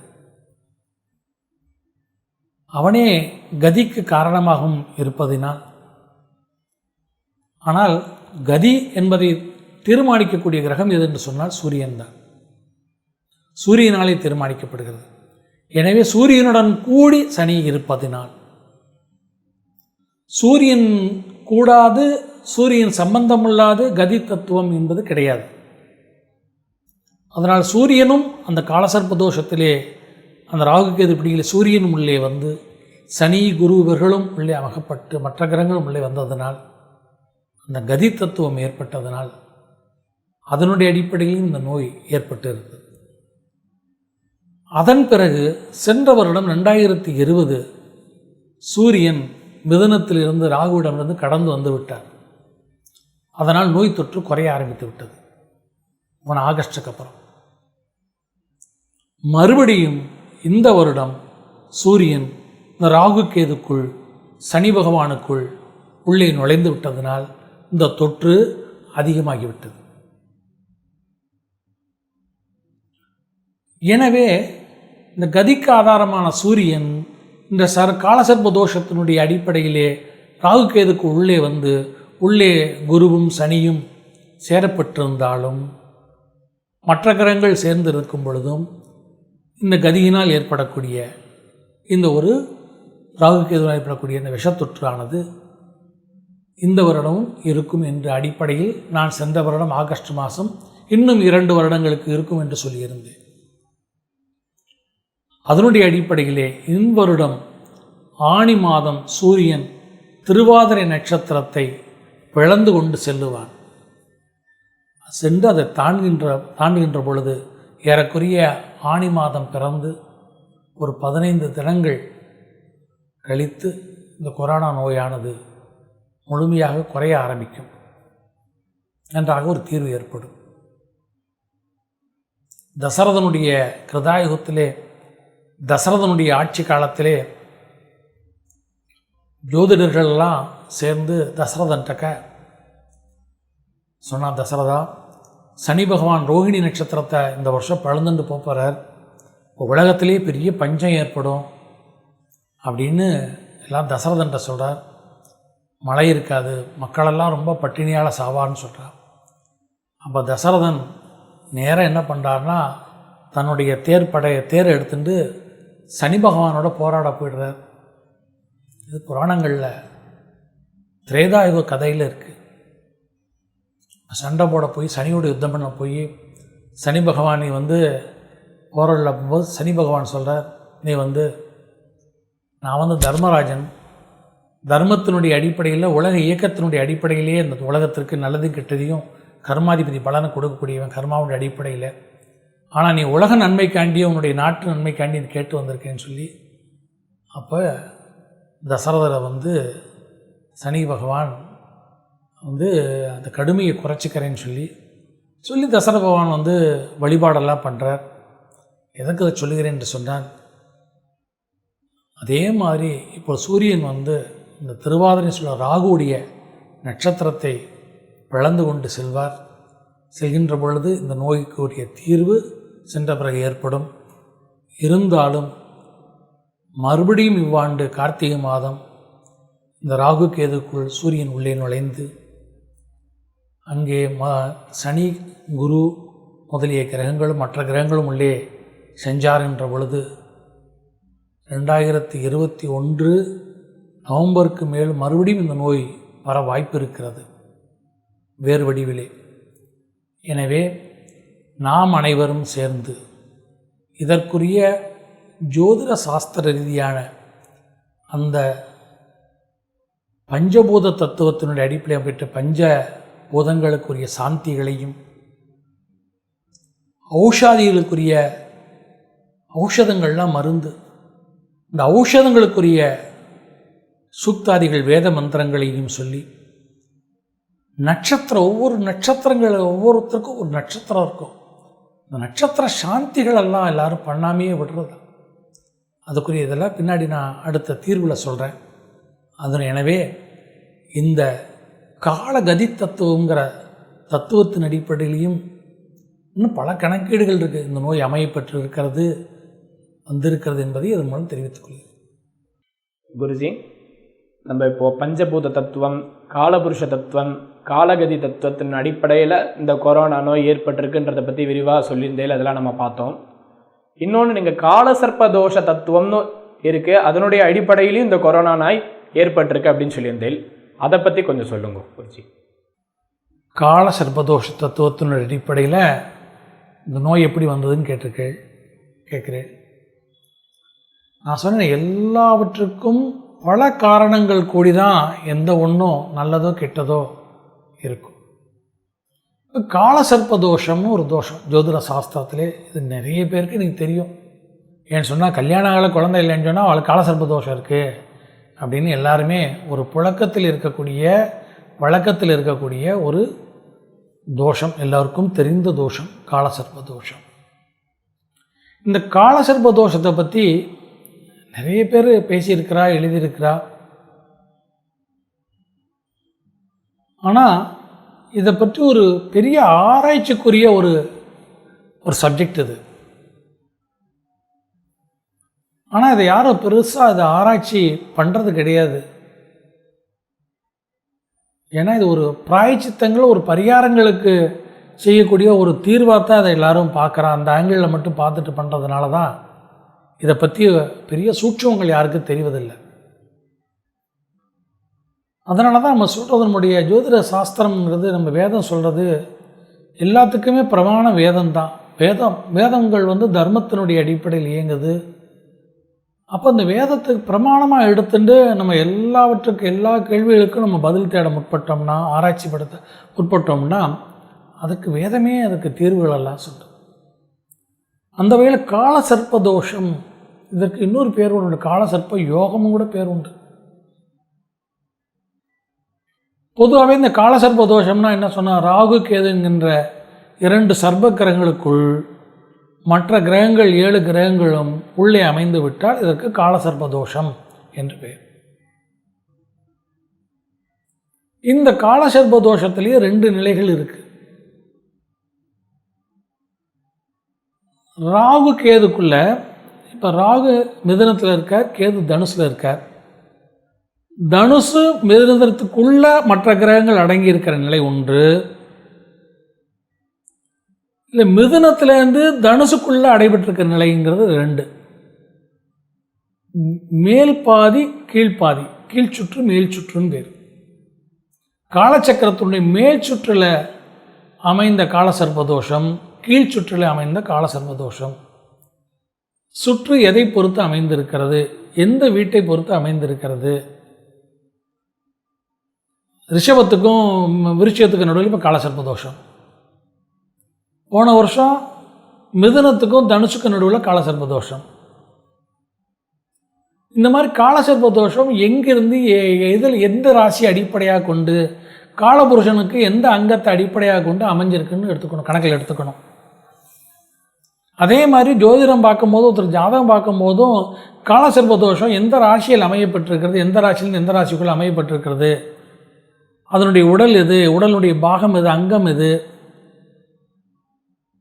அதனுடைய தத்துவார்த்தம் என்ன, எந்த தத்துவத்தில் அமைஞ்சிருக்கு, இந்த தோஷம் அமைஞ்சிருக்கு, இதெல்லாம் பார்க்கணும். இப்போ இந்த போன காலசர்ப்ப தோஷம் பாருங்க, மிதுனத்தில் அமைஞ்சிருக்கு, இங்கே குருவில் தனுசில் அமைஞ்சது. அதனால தான் ஸ்கூலெல்லாம் மூடிட்டா, கோயில்கள் மூடப்பட்டது. புதன் தான் வித்தியைகளுக்கெல்லாம் அதிபதி, கல்விக்கு அதிபதி, சாஸ்திரங்களுக்கு அதிபதி. மந்திரங்கள் எல்லாம், வேத மந்திரங்கள்லாம் புதன்கிட்ட தான் இருக்குது. குரு உபதேசிக்கக்கூடிய இடங்கள் எல்லா இடமும் பூட்டியாச்சு. ஸ்கூல் பூட்டியாச்சு, காலேஜ் பூட்டியாச்சு, கோயில் பூட்டியாச்சு. ஏன்னா காலசர்ப்பதோஷம் எதனா எங்கே நடந்திருக்கு?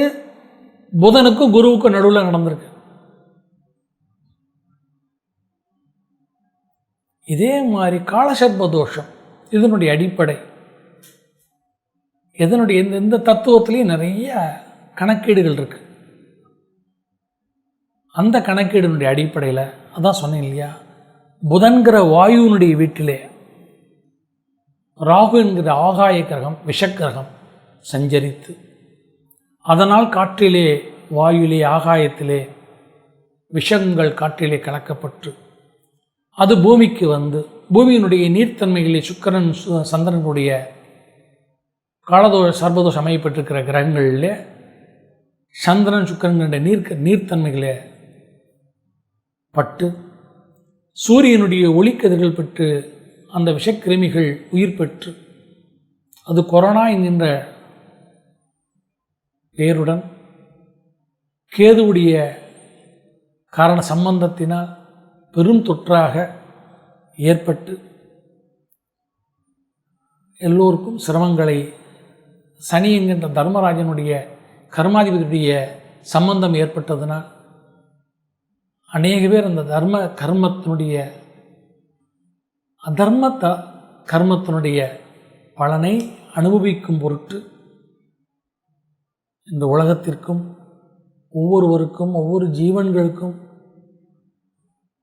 இது ஏற்பட்டு கொண்டிருக்கிறது. இதற்கு காலசர்ப்ப தோஷத்தினுடைய அடிப்படையிலே என்று சொன்னால் பெரிய தத்துவம். அது சர்பத் தத்துவம்னு சர்பத்தை எடுத்து வச்சு பேசினாலே நிறைய பேசலாம். அனந்தன், வாசுகி, காளிங்கன், கார்கோடகன், தட்சகன் சொல்லி பெரிய நாகர்களுடைய இதே இருக்குது. அதில் ஆதிசேஷன்கிறது தான் பெரிய நாகம். அனந்தன், அவருடைய நட்சத்திரம் ஆயில்யம். இந்த ஆயில்யங்கிறது புதனுடைய நட்சத்திரம். அந்த புதனுடைய வீட்டில் ராகு அமையப்பெற்று தான் இது ஏற்பட்டிருக்கிறது. மாதிரி ஒரு கணக்கு இருக்குது. அந்த கணக்கீடுனுடைய அடிப்படையிலே அமையப்பெற்றதினால் இது காலசர்ப்ப தோஷமும் இந்த நோய் உருவாவதற்கு காரணமாக இருக்கிறது.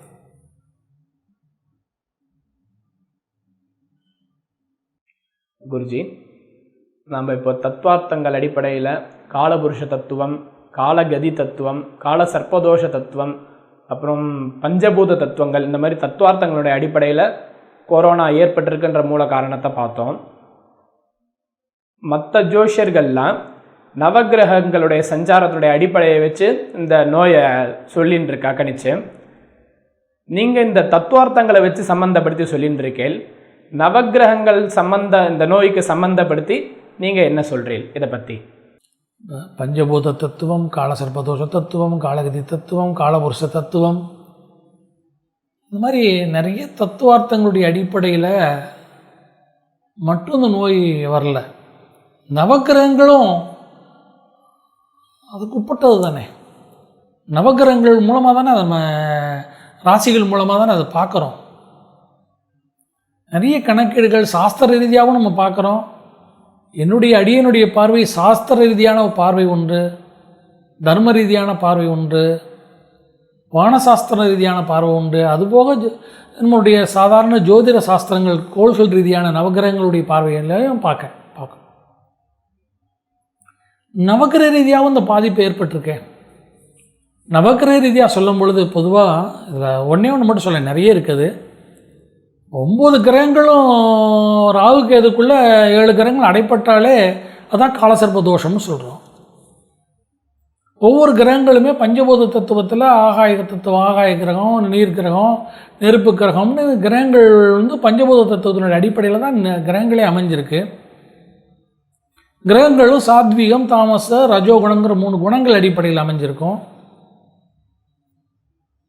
ஒவ்வொரு கிரகங்களுக்கும் ஜாதிகள் உண்டு, ஒவ்வொரு கிரகங்களுக்கும் உலோகங்கள் உண்டு, ஒவ்வொரு கிரகங்களுக்கும் அதனுடைய தன்மைகள் உண்டு, அதனுடைய சுழற்சி பாதைகள், இது மாதிரி நிறைய இருக்குது. கிரகங்களுடைய குணாதிசயங்கள் எல்லாமே தன்மைகள்.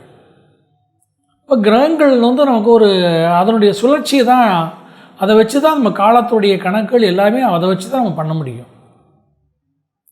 பஞ்சாங்கங்களே கிரகங்களை வச்சு தானே சொல்லப்பட்ட ஒன்று, கிரகங்களுடைய சுற்றுப்பாதையை வச்சு தான்.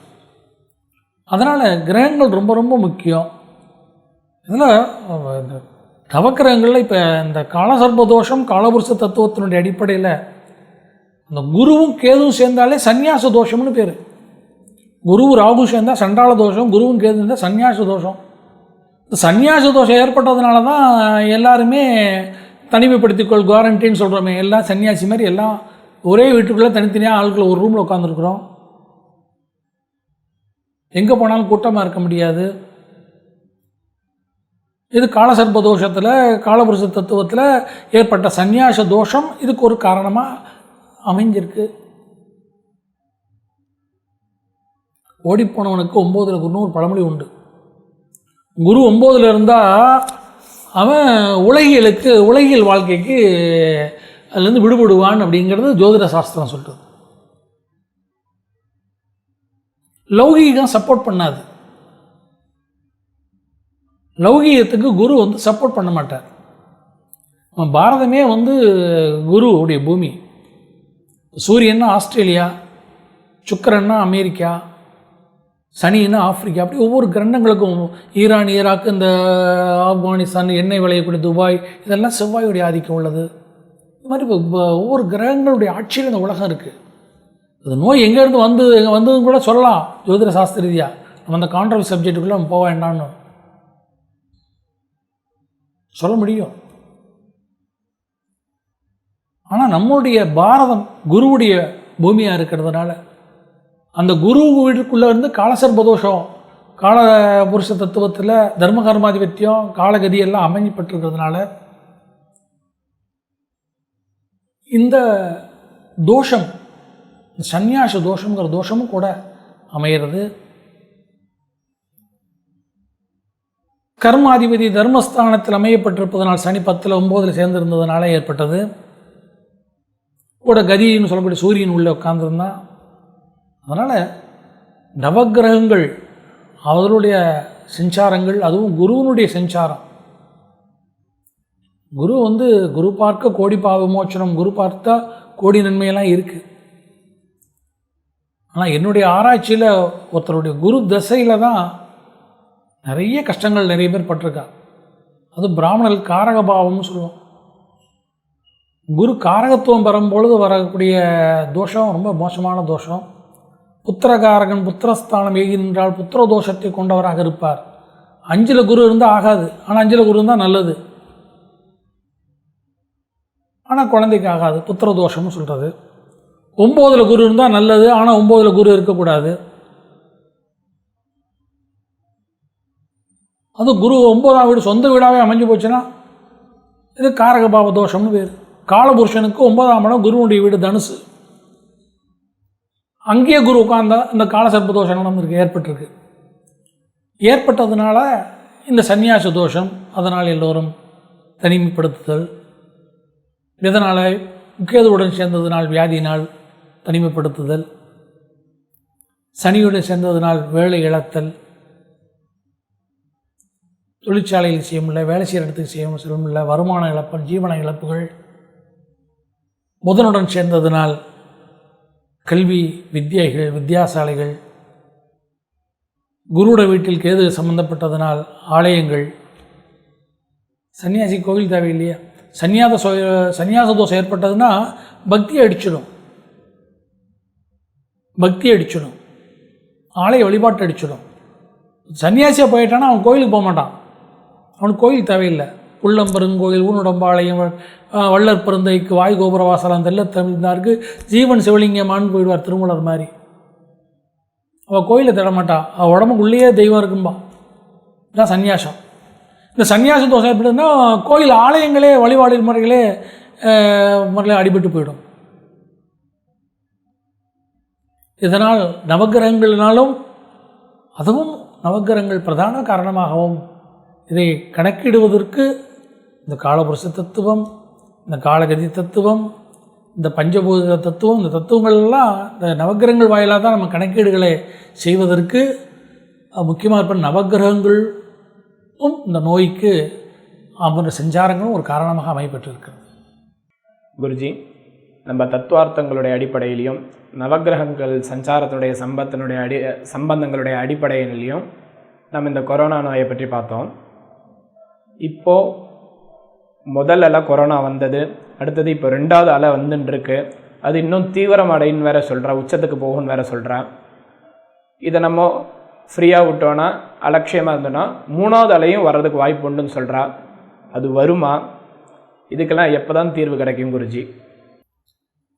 இப்போ தான் இந்த பதிவினுடைய அதாவது தீர்வான பகுதிக்கு வந்திருக்கிறோம். கொரோனாவிற்கு எப்போது தீர்வு? இது நீங்கள் மட்டும் இல்லை, இன்றைக்கி உலகமே கேட்டுக்கொண்டு இருக்கக்கூடிய கேள்வி. அதுலேயும் நம்ம பாரதம் இந்த ஒரு கடந்த சில மாதங்களாக இந்த கொரோனாவினுடைய தீவிரத்தினால், 2ஆம் அலை என்கின்ற அலையினால் மிக பெரும் இன்னல்களுக்கு ஆளாயிருக்கிறது. இதற்கு தீர்வு என்பது நான் போன வருடமே சொல்லியிருந்தேன். ஆகஸ்ட் மாதம் ஒரு பத்திரிகையுடைய பேட்டியில், இன்னும் 2 வருடங்களுக்கு இந்த கொரோனா நோய் இருக்கும் என்று சொல்லியிருந்தேன். அதில் இப்போ போன ஆகஸ்ட்னு சொன்னால், இப்போ அதை பதியும் பொழுது மே மாதம், இன்றைக்கு 23ஆம் தேதி.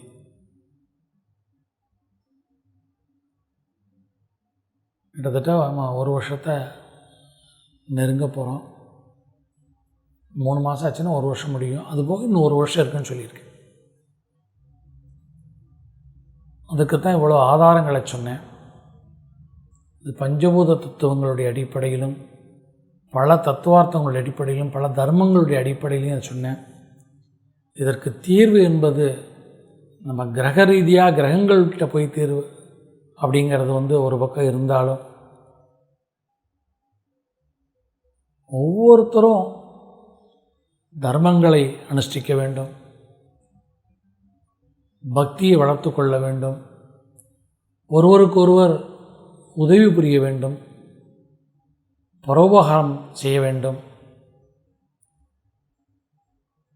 அவசியம் அற்ற விஷயங்களிலே மனதை ஈடுபடுத்தக்கூடாது.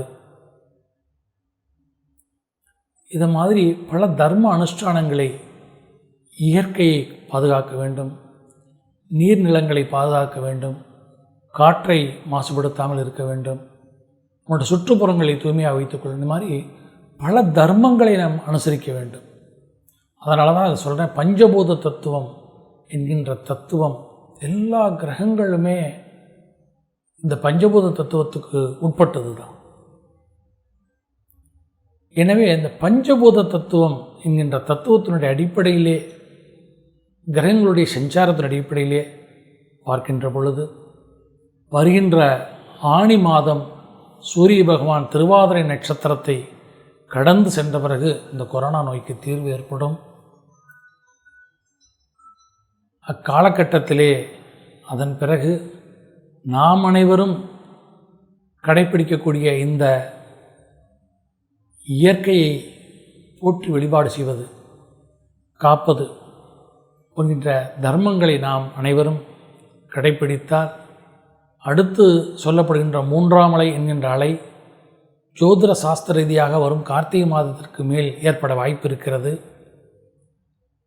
எனவே அந்த அலை வராமல் பார்த்துக்கொள்வதற்கு நாம் அனைவரும் ஒன்று கூடி இந்த தர்மங்களை அனுஷ்டிக்க வேண்டும். அதிலும் குறிப்பாக எல்லோரும் பஞ்சபூதங்களுக்கு சாந்தி பண்ணுவதற்கு பஞ்சசாந்தி மந்திரங்களையும், ஔஷதங்கள், நாம் உயிர் வாழ்வதற்கு ஆரோக்கியமாக இருப்பதற்கு ஔஷதங்கள் நமக்கு பெரும் உதவி பண்ணும். இந்த ஔஷதங்களுக்குன்னு ஒரு தேவதை இருக்குது, ஔஷத தேவதை. நம்முடைய இந்து தர்மத்திலே ஒவ்வொன்றுக்கும் ஒவ்வொரு தேவதைகள். அது மாதிரி ஔஷதம், இந்த ஔஷத தேவதை, ஔஷதங்களுக்குரிய மந்திரங்கள், அந்த தேவதை சுக்தங்கள் என்று சொல்லுவோம். இந்த ஸ்ரீசுக்தம் சொன்னால் லக்ஷ்மி, புருஷுக்தம் சொன்னால் மகாவிஷ்ணு, நாராயண சுக்தம், பஞ்சசுக்தங்களாக சொல்கிறோம். அதே மாதிரி ஔஷத சுக்தம் என்கின்ற சுக்தம், வேத பாராயணம், பஞ்சசாந்தி மந்திரங்கள், ஒவ்வொருடைய ஆயுளுக்காண்டிய ஆயுஷுக்த மந்திரங்கள், ஜப பாராயணங்கள், இதெல்லாம் நாம் கடைப்பிடிக்க வேண்டும். வேத சப்தம் ஒலித்து கொண்டே இருந்தோம் என்று சொன்னால், நான் சொல்லிக்கொண்டே இருக்கிறேன் எல்லா பதிவுகளுமே, எல்லாவற்றுக்கும் பிரமாணம் வேதம்.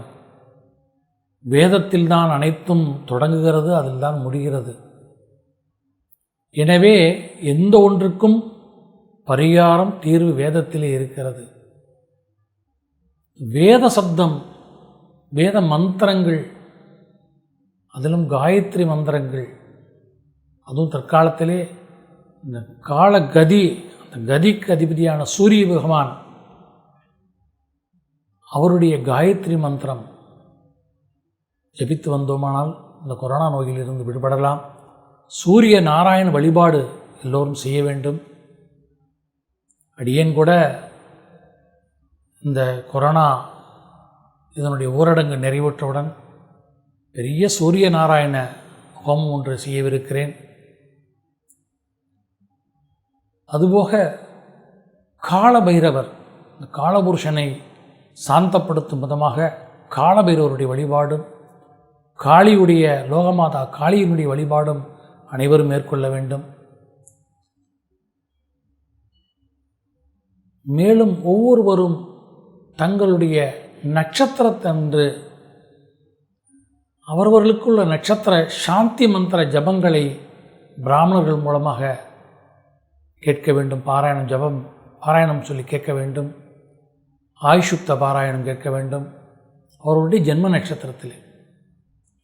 இதெல்லாம் செய்கின்ற பொழுது அவர்களுக்கு ஆயுர் விருத்தி, அவருடைய ஆத்ம பலம், சரீர பலம், வியாதிகளற்ற தன்மையிலிருந்து, இந்த கொரோனா நோயிலிருந்து விடுபட்டு, அவமிருத்தி தோஷம், மிருத்யுஞ்சய ஜபம் பண்ணுவதனால் அவமிருத்தி தோஷத்திலிருந்து விடுபட்டு, தன்வந்திரி ஜபம் பண்ணுவதனால் தேக ஆரோக்கியம் கிடைக்கப்பெற்று நல்ல ஆயுள் ஆரோக்கியத்தோடு வாழ்வதற்கு இந்த பஞ்சசாந்தி மந்திரங்கள், ஔஷத சுக்த மந்திரங்கள், ஆயுஷுக்த மந்திரங்கள், அப்புறம் ஜென்ம நட்சத்திர சாந்தி மந்திரங்கள், இவை அனைத்தையும் முறைப்படி கேட்டு தெரிந்து கொண்டு அடியனுடன் தொலைபேசி மூலமாக கேட்டால் அடியன் அனைவதற்கும் தெரிவிப்ப தயாராக இருக்கிறேன். அதன் மூலம் பிராயச்சித்தம் பெற்று இந்த கொரோனாவினுடைய கொடுமையிலிருந்து அனைவரும் விடுபடலாம்.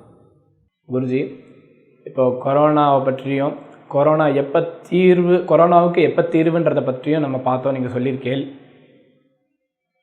இந்த கொரோனா காலகட்டத்தில் நிறைய மக்கள், ஒரு பெற்றோர்கள், உற்றார் உறவினர்கள், இந்த மாதிரி நிறைய சொந்த பந்தங்களையும் இழந்திருக்காங்க, பொருளாதார ரீதியாகவும் இழந்திருக்காங்க, நிறைய கஷ்டங்களை அனுபவிச்சிருக்காங்க இந்த கொரோனாவால்.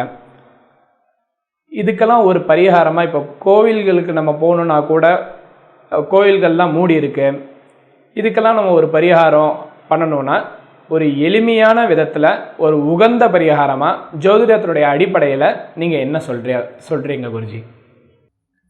இவ்வளவு நேரம் நான் நீங்கள் கேட்ட இந்த கொரோனா நோயினுடைய மூலம், அதனுடைய ஆரம்பம், அதனுடைய காரணம் எல்லாத்தையும் சொன்னேன். நான் இப்போ அது எப்போ தீருங்கிறதையும் சொன்னேன். அதோட தீர்வையும் நான் சொல்லியிருக்கேன். ஆனால் அந்த தீர்வு நீங்கள் இப்போ முழுமையாக கேட்குறேன், அது பரிகாரமாக கேட்குறேன்.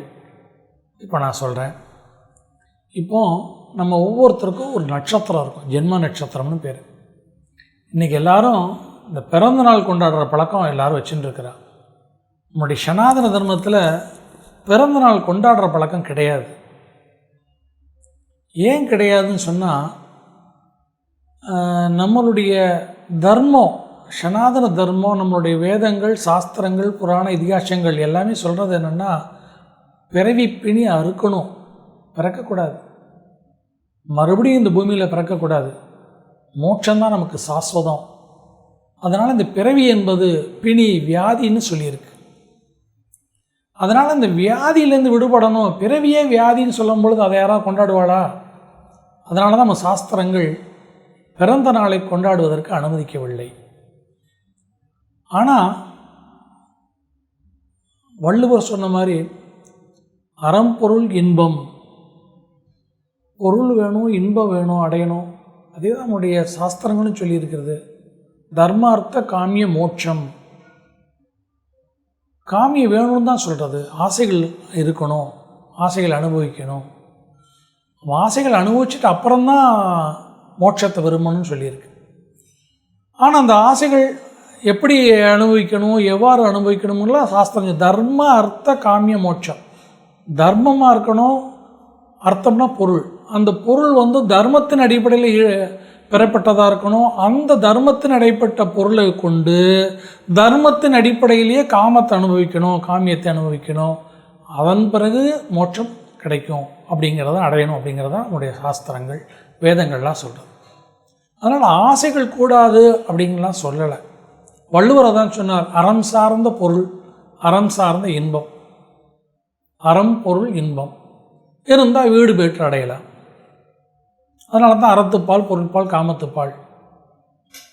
அறம் சார்ந்த பொருள் இருக்கணும், தர்மம் சார்ந்த பொருள், தர்மம் சார்ந்த இன்பம். அப்படி இருக்கும் பொழுது அந்த மாதிரி இருந்தால் மோட்சத்தை அடையணும். அப்போ மோட்சம் கோலாக இருந்தாலும் இருக்கக்கூடிய ஜென்மத்திலே நம்முடைய சந்தோஷங்கள், நம்முடைய ஆசைகள் எல்லாம் அனுபவித்து தான் நம்ம அந்த மோட்சத்தை விரும்பணும். அப்போ அந்த அனுபவிக்கிறதுக்கு, அதில் தர்மார்த்தமாக போகணுமே அப்படிங்கிறதுக்கு நமக்கு என்ன வேணும்? அந்த தர்மத்தை கடைப்பிடிப்பதற்கும் அந்த வாழ்க்கையில் வெற்றி அடைவதற்கும் நமக்கு ஆத்ம பலம் வேணும், மனோபலம் வேணும், புத்தி பலம் வேணும், வாக்கு பலம் வேணும், சரீர பலம் வேணும், வித்யா பலம் வேணும். இந்த மாதிரி சில பலன்களை சொல்லியிருக்கிறது. ஆத்ம பலம், மனோபலம், சரீர பலம், வித்யா பலம், தெய்வ பலம், குருபலம், பலங்களை சொல்லியிருக்கு. அந்த பலத்தை எப்படி அடைகிறது? அதில் சரீர பலம், ஆத்ம பலம், இந்த ரெண்டு பலத்தை முக்கியமாக அடையணும். மனோபலத்தை, இந்த சரீர பலம், மனோபலம், ஆத்ம பலம், இந்த மூணு பலமும் எங்கேருந்து வரும்னா, இது வந்துருச்சுனாலே குருபலம், தெய்வ பலம்லாம் தானாக வந்துடும். அது வந்ததுன்னா தர்மத்தை நம்ம அனுஷ்டானம் பண்ணிடலாம். தர்ம ரீதியாக பொருள், தர்ம ரீதியாக என்பதை அடைய முடியும். ஆனால் இந்த மூணு பலமும் இல்லாமல் இருந்ததுன்னா, சரீர பலம், ஆத்ம பலம், மனோபலம் இல்லாமல் இருந்தால் நம்ம தெய்வ பலத்தையும் குரு பலத்தையும் அடைய முடியாது. அடைய வெறும் வித்யாபலத்தை மட்டும் வச்சுன்னா புத்தி பலம் கிடைக்காது. அந்த கல்வி நமக்கு அந்த நல்ல புத்தியை கொடுக்காது. அப்போ இந்த ஆத்ம பலம், மனோபலம், சரீர பலம், இந்த மூணு பலம் எப்போ கிடைக்கிறது, எங்கேருந்து கிடைக்குன்னு சொன்னால், அவரவர்களுடைய ஜென்ம நட்சத்திரத்தன்று. ஜென்ம நட்சத்திரம் ஒவ்வொருத்தருக்கும் பிறங்கும் போது ஒரு நட்சத்திரம் உண்டு. சித்திரை நட்சத்திரம்னா துலா ராசியா, கன்னியா ராசியான்னு ராசி, அதுக்கு ஒரு ராசி ஒன்று உண்டு. அதே மாதிரி ஒவ்வொரு நட்சத்திரங்கள், அந்த நட்சத்திரத்தில் பிறந்தவர்கள் அந்த நட்சத்திர தினத்தன்று அவர்களுக்கு ரீசார்ஜ். அந்த வானத்தில், இந்த வானசாஸ்திரங்கிற சாஸ்திரத்தில் அடிப்படையில் இப்போ நான் சொல்கிறேன், வானத்தில் உள்ள அந்த நட்சத்திரத்தில் எப்படி ஒரு சூரியன்டேருந்து ஒளிகிரணங்கள் மேலே படும் பொழுது நம்ம உடம்புல உஷ்ணம், சூடு, சி வைட்டமின் ஏற்படுது இல்லையா, சத்துக்கள் ஏற்படுது, உடம்புல புத்துணர்ச்சி, ஸ்டார்ஜ் செடிகளுக்கு கிடைக்குது, ஆக்சிஜன் கிடைக்குது. அதே மாதிரி சந்திரன் ஒளியிலிருந்து நமக்கு மருத்துவ குணம் கிடைக்குது, ஒவ்வொன்றும் கிடைக்குது. அதே மாதிரி ஒவ்வொரு நட்சத்திரங்கள் அவரவர்கள் பிறந்த நட்சத்திரங்கள் வானிலை இருக்கின்றன. அந்த நட்சத்திரத்திலேருந்து அன்னைக்கு தேதிக்கு அந்த கிழமைக்கு அவங்க பிறந்த நட்சத்திரம் ஒவ்வொரு மாதமும் அந்த நட்சத்திரம் வரும்.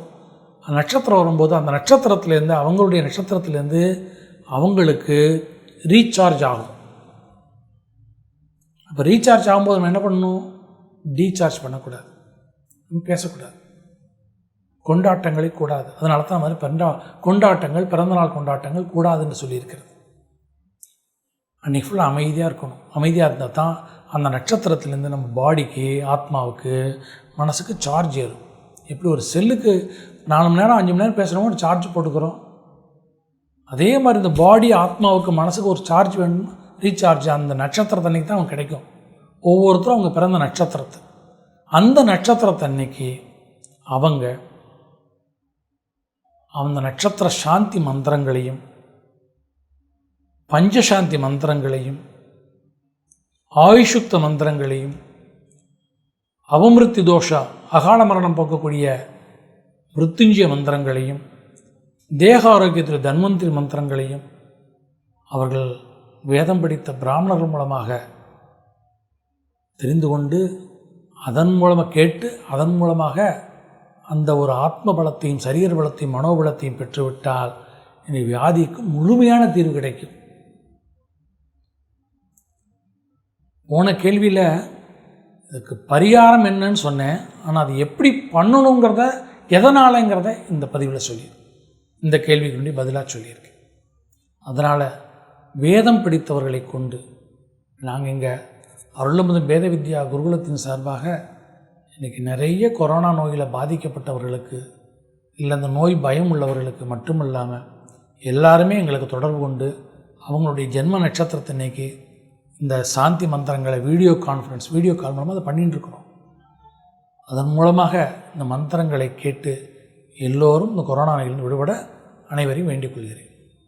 குருஜி, இப்போ கொரோனாவுக்காக வீட்டில் இருந்த இடத்துலேருந்து எளிமையான பரிகாரங்கள்லாம் சொல்லியிருக்கேன். அது வேத மந்திரத்துலேருந்து சொல்லியிருக்கேன். குறிப்பாக பஞ்சசாந்தி, ஆயுஷ சுக்தம், நக்ஷத்திர சாந்தி, தன்வந்திரி ஜபம், குடும்ப ஒற்றுமைக்காக ஐக்கியமத்திய சுக்தம், இந்த மாதிரிலாம் சொல்லியிருக்கேன். இதெல்லாம் எப்படி முறைப்படி அவங்க பண்ணுறது குருஜி, அதை கொஞ்சம் சொல்லுங்க. இப்போது கொரோனா நோய் பற்றியும் கொரோனா நோயினுடைய தீர்வு பற்றியும் அது எப்போ தீருங்கிறத பற்றியும் 3வது அலை வருமா வராதா அப்படிங்கிறத பற்றியும் இந்த பதிவில் எல்லாத்துக்கும் விடைய நம்ம பார்த்தோம்.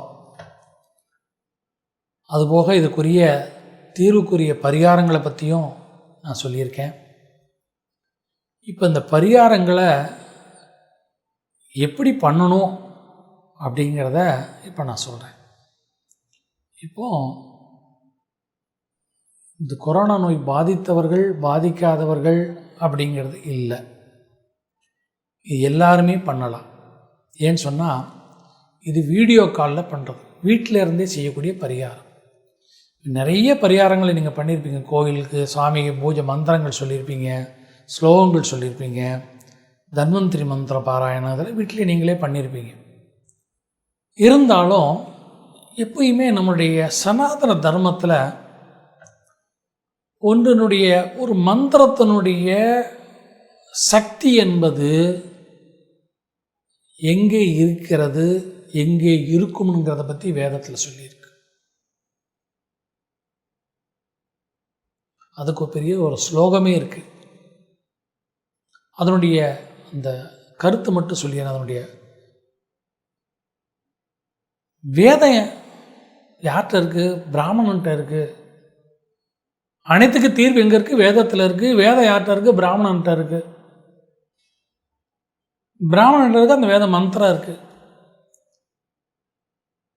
அப்போ அந்த பிராமணன் மூலமாக அந்த வேத மந்திரத்தை கேட்டால், இங்கே பிராமணன்னா யார்?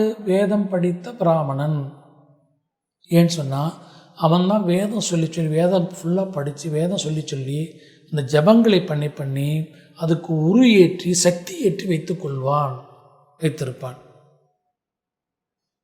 நீங்கள் நம்ம ஏதோ ஒரு கொரோனா வியாதி வந்துடுது இல்லை வியாதி வரப்போகிறதுங்கிறதுக்காண்டி ஒரு மந்திர ஜபம் பண்ணுறதுக்கும், எப்பொழுதுமே எதையும் எதிர்பார்க்காமல் வேதம்தான் எல்லாவற்றுக்கும் சாஸ்வதம் என்று சொல்லி அந்த வேதத்தை படித்து 15 வருஷம் பாடசாலையில் பெற்றவர்களையும் உற்றார்களையும் கூட பிறந்து விட்டுட்டு ஒரு வேத பாடசாலையில் இருந்து குருகுலத்தில் இருந்து வேதம் படித்து திரிகால சந்தியாவந்தனங்களை பண்ணி தெய்வ ஆராதனைகளை பண்ணி ஒரு மந்திர ஜபம் செஞ்சவங்களுக்கும் நம்ம ஒரு காமியார்த்தமாக ஒரு பிரச்சனைக்காண்டி மந்திரம் சொல்கிறவருடைய ஜபத்தினுடைய பலனுக்கு வலிமைக்கு வித்தியாசம் இருக்கு இல்லையா? அந்த வித்தியாசம் அதை தான் இப்போ சொல்கிறேன். ஒரு தன்வந்திரி மந்திரம் சொன்னால் நமக்கு ரிலீஃப் கிடைக்கும், உண்மை. ஆனால் அந்த தன்வந்திரி மந்திரத்தை ஒரு வேதம் படித்த ஒரு பிராமணன் மூலமாக, ஒரு வேதியன் மூலமாக அந்த மந்திரத்தையும் அந்த வேதத்தையும் நாம் கேட்கின்ற பொழுது அதனுடைய பலன் பல மடங்கு அதிகரிக்கும். அதனால தான் பஞ்சசாந்தி மந்திரம் இருக்குது, இது வேதத்தில் இருக்குது, இது எல்லோருக்கும் தெரியாது. ஆயுஷுக்த மந்திரம் இது வேதத்தில் தான் இருக்குது, ஆயுர் விருத்திக்கு. அதுக்கப்புறம் ஔஷத மந்திரம் இது வேதத்தில் இருக்குது, இது எல்லாராலையும் சொல்ல முடியாது, தெரியாது. அடுத்து ஐக்கியமத்திய மந்திரம். இன்றைக்கி பாருங்கள், எல்லாருமே தனித்தனியாக இருக்கிறோம். வீட்டுக்குள்ளே கணவன் மனைவிக்குள்ளே சண்டை, ஒற்றுமை இல்லை. அப்படியே ஒற்றுமையாக இருந்தாலும் தனித்தனி ரூமில் இருக்க வேண்டிய நிர்பந்தம் இந்த வியாதியினால். அப்போ எல்லாரும் ஐக்கியமத்தியமாக இருக்கணும். ஐக்கியமத்தியம் வரவு, ஐக்கியமத்திய சுத்தம்னு ஒரு சுத்தமே இருக்குது. அந்த சுத்தம் வேதத்தில் தான் இருக்குது. இதெல்லாம் காதால் கேட்கணும். இப்போ கொரோனா டைம் கேட்க முடியாது. நீங்கள் வீட்டில் இருந்து மிருத்யுஞ்சய மந்திரம் சொல்லலாம், திரியமாக சொல்லியிருக்கலாம், மிருத்யுஞ்சய ருத்ராய அமிர்த மிருத்யுஞ்சய மந்திரம் சொல்லியிருக்கலாம், தன்வந்திரி மந்திரம் சொல்லியிருக்கலாம். இதெல்லாம் நீங்கள் ஒரு புத்தகத்தில் படித்து நீங்கள் சொல்லியிருக்கலாம். ஆனால் வேத மந்திரங்களோடு கூடி இந்த காயத்ரி மந்திரங்களையும் சொல்லும் பொழுது, அதை கேட்கின்ற பொழுது, ஒரு வேதம் படித்த பிராமணனால் கேட்கின்ற பொழுது அதற்கு சக்தி ஜாஸ்தி, பவர் ஜாஸ்தி. அதனால் நம்முடைய அருள்முதம் வேத வித்யா குருகுலத்திலிருந்து வீடியோ கால் மூலமாக ஒவ்வொருத்தரும் அவளுடைய ஜென்ம நட்சத்திரத்தன்னைக்கு அதற்கு ஒரு வாரத்துக்கு முன்பாக இல்லை ஒரு 10 தினங்களுக்கு முன்பாக இந்த நம்பரில் உங்களுக்கு இந்த வீடியோ பதிவில் இந்த நம்பர் தொலைபேசி எண் வரும். அந்த எண்ணில் என்னுடைய எண்ணை தொடர்பு கொண்டாலும், இல்லை எங்களுடைய பாடசாலையுடைய வாத்தியார் வெங்கட்ராமன் வாத்தியார் அவருடைய தொலைபேசியில் தொடர்பு கொண்டாலும், அவருடைய ஜென்ம நட்சத்திரம் வருஷத்துக்கு ஒரு நட்சத்திரம் மட்டும் இல்லை, மாதமே ஜென்ம நட்சத்திரம் வரும். இப்போ கொரோனா காலம் என்பதனால் ஒவ்வொரு மாதம் வரக்கூடிய அவருடைய ஜென்ம நட்சத்திரத்தன்று ஒரு 1 மணி நேரத்திலேருந்து 1.5 மணி நேரம் இந்த வேத பாராயணம் நடக்கும். சங்கல்பம் பண்ணி அவர்களுக்கு வியாதிகள் இல்லாமல் சந்தோஷமாக தீர்க்காயுசோட நல்ல சந்தோஷமாக எல்லோரும் இருக்கணுங்கிறதுக்காண்டி இந்த ஒரு சேவை கைங்கரியத்தை நம்ம பண்ணிட்டு வரோம். இப்போ ஆரம்பிச்சிருக்கிறோம். அதனால் எல்லோரும் வீட்டில் இருந்தே அவங்க இந்த வேத மந்திரத்தை வீடியோ கான்ஃபரன்ஸில் நீங்களே உங்கள் கையாலேயே சங்கல்பம் பண்ணலாம். வீட்லேயே சங்கல்பம் பண்ணி வீடியோ கால்லேயே அந்த 1 மணி நேரம் அந்த மந்திரத்தை நீங்கள் கேட்குறதெல்லாம் அதுக்குரிய அரேஞ்ச்மெண்ட்ஸ் பண்ணி வச்சுருக்குறோம். அதனால் இது ரொம்ப ரொம்ப உங்களுக்கு மிக சக்தியையும் இந்த கொரோனாவிலிருந்து விடுவதற்குரிய நல் வாய்ப்பாக அமையும். இதை எல்லோரும் பயன்படுத்திக்கணும். ஏன்னா வேதம்தான் எல்லாத்துக்கும் தீர்வு. அந்த வேதமே, அந்த வேத மாதாவே நம்மை இந்த கொரோனா என்கின்ற பெருந்தொற்றிலிருந்து விடுவித்து காப்பாள். அதற்கு அனைவரும் இந்த வேத பாராயணம், அதாவது பஞ்சசாந்தி பாராயணம். பஞ்சசாந்தி பாராயணம் போது உடம்பே அந்த பஞ்சபூதத்தினால் அமையப்பட்டதான் அந்த உடம்பு. இந்த உடம்புல நீர், நிலம், நெருப்பு, காற்று, ஆகாயம் எல்லாமே இருக்குது, பஞ்சபூதம் இருக்குது. இந்த பஞ்சசாந்தி மந்திரத்தை கேட்கும்போது இந்த உடம்புள்ள அத்தனையும் பேலன்ஸ் ஆகும். இந்திரியங்கள்லாம், பஞ்சேந்திரியங்கள்லாம் கண்ட்ரோல் படும். பஞ்ச பிராணங்கள் இருக்கு. பிராணன், அபானன், வியானன், உதானன், சமானன், உதானன், பிராணங்கள் இருக்குது, பஞ்சேந்திரியங்கள் இருக்குது, பஞ்சகோஷங்கள் இருக்குது. இது எல்லாமே இந்த பஞ்சசாந்தி பஞ்சபூத தத்துவத்தினுடைய அடிப்படையில் அமையப்பட்டது. அந்த பஞ்ச பிராணனும் பஞ்சபூதத்தினுடைய சமநிலைப்படும் போது பஞ்ச பிராணன்களும் சமநிலைப்படும். இந்த பிராணவாயு இந்த உடலுக்கு சீராக இருக்கும். அதுதான் ஆக்சிஜன் சொல்கிறோம். இதற்கு பஞ்சபூத தத்துவத்தில் இந்த விரலில் சொன்னேன். இந்த ஜீவன் அக்னி தத்துவத்தையும் வாயு தத்துவத்தையும் இணைத்து மற்ற 3 விரலையும் போக தத்துவம், தர்ம தத்துவம், சமானத்துவம், ஜல தத்துவத்தை 3 விரலையும் இணைத்து சின்முத்திரை சேர்க்கின்ற பொழுது சேர்த்து எல்லோரும் வீட்டிலே இருந்து சின்முத்திரையுடன் கூடி கையில் அமையப்பட்டு கிழக்கு முகமாக உட்கார்ந்து சங்கல்பம் பண்ணி எங்களுடைய வீடியோ காலில் இந்த வேத பாராயணங்கள் முடியும் வரை சின்முத்திரையுடன் அமர வேண்டும். அமர்ந்து இந்த வேத பாராயணத்தை கேட்டால் அவர்கள் இந்த கொரோனா என்கின்ற வியாதியிலிருந்து தீரப்பெற்று நல்ல ஆயுள் ஆரோக்கியத்தை அடைவார்கள் என்பதை இதன் மூலம் தெரிவித்துக் கொள்கிறேன். மேலும் இந்த கதிக்கு ஆதாரமானவன் சூரியன். அதனால தான் ஆதிசங்கரர் தன்னோட பஞ்சாயத்து வழிபாடுகளில் ஆராதனை வேணும்னு சொல்லிகிட்டே இருந்தார். அதில் கணபதி, சுப்பிரமணியருடைய வேல், சிவன், அம்பாள், அடுத்தாப்புல மகாவிஷ்ணுடைய சாலக்கிராமம், அப்புறம் சூரியன். இதில் அந்த சூரியனுடைய வழிபாடு ஆதிசங்கரர் ரொம்ப முக்கியமாக சொல்லியிருக்கிறார். நவகிரகங்களில் சூரியனை மட்டும்தான் ஆதிசங்கரர் பஞ்சாயத்து சேர்த்திருக்கார். ஏன்னா சூரியன் தான் கதிக்கு ஆதாரமானவர். சூரியன்லேருந்து தான் அனைத்து உற்பத்திகளும் எல்லா கதிக்கு ஆதாரமாக இருக்கிறதுனால அந்த சூரியன் காலச்சக்கரத்தில் அவர் சூரிய நாராயணராக இருக்கிறார். கதி தத்துவத்துக்கு ஆதாரமாக இருக்கிறார். அந்த சூரிய நாராயணருடைய வழிபாட்டு முறைகள், சூரியனுடைய வழிபாடு எல்லாரும் காலையில், இன்றைக்கி கூட டாக்டர்ஸ்லாம் சொல்கிறா சூரியன் காலையில் சூரிய ஒளியில் 1/4 மணி நேரம் 20 நிமிஷம் உங்கள் கால்சியம் வேணும், கால்சியம் சி வைட்டமின் மாத்திரை போட்டுக்கோங்கன்னு சொல்கிறோம்.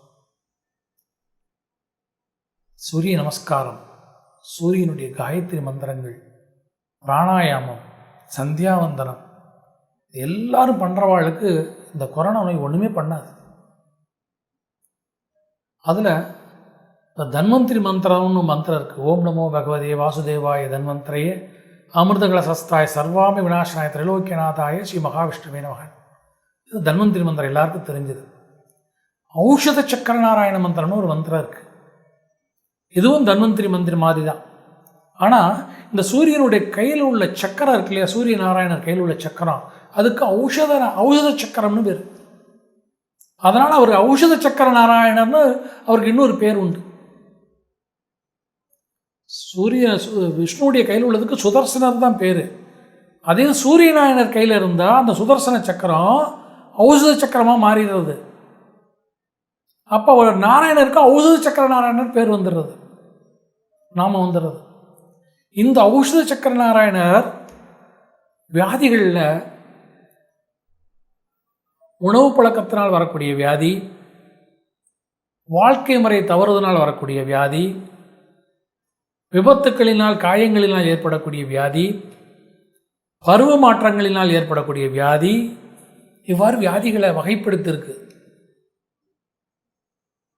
சீசனில் வரக்கூடிய வியாதிகள்லாம் சொல்கிறோம் இல்லையா, இது போக கர்ம வியாதின்னு ஒரு வியாதி இருக்குது.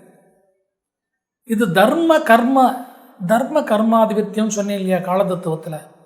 இந்த தர்ம கர்மாதிபத்தியம் நம்முடைய கர்மத்தையே தர்மமாக கொள்ள வேண்டும், நம்முடைய தொழிலையே தர்மமாக பண்ணணும்.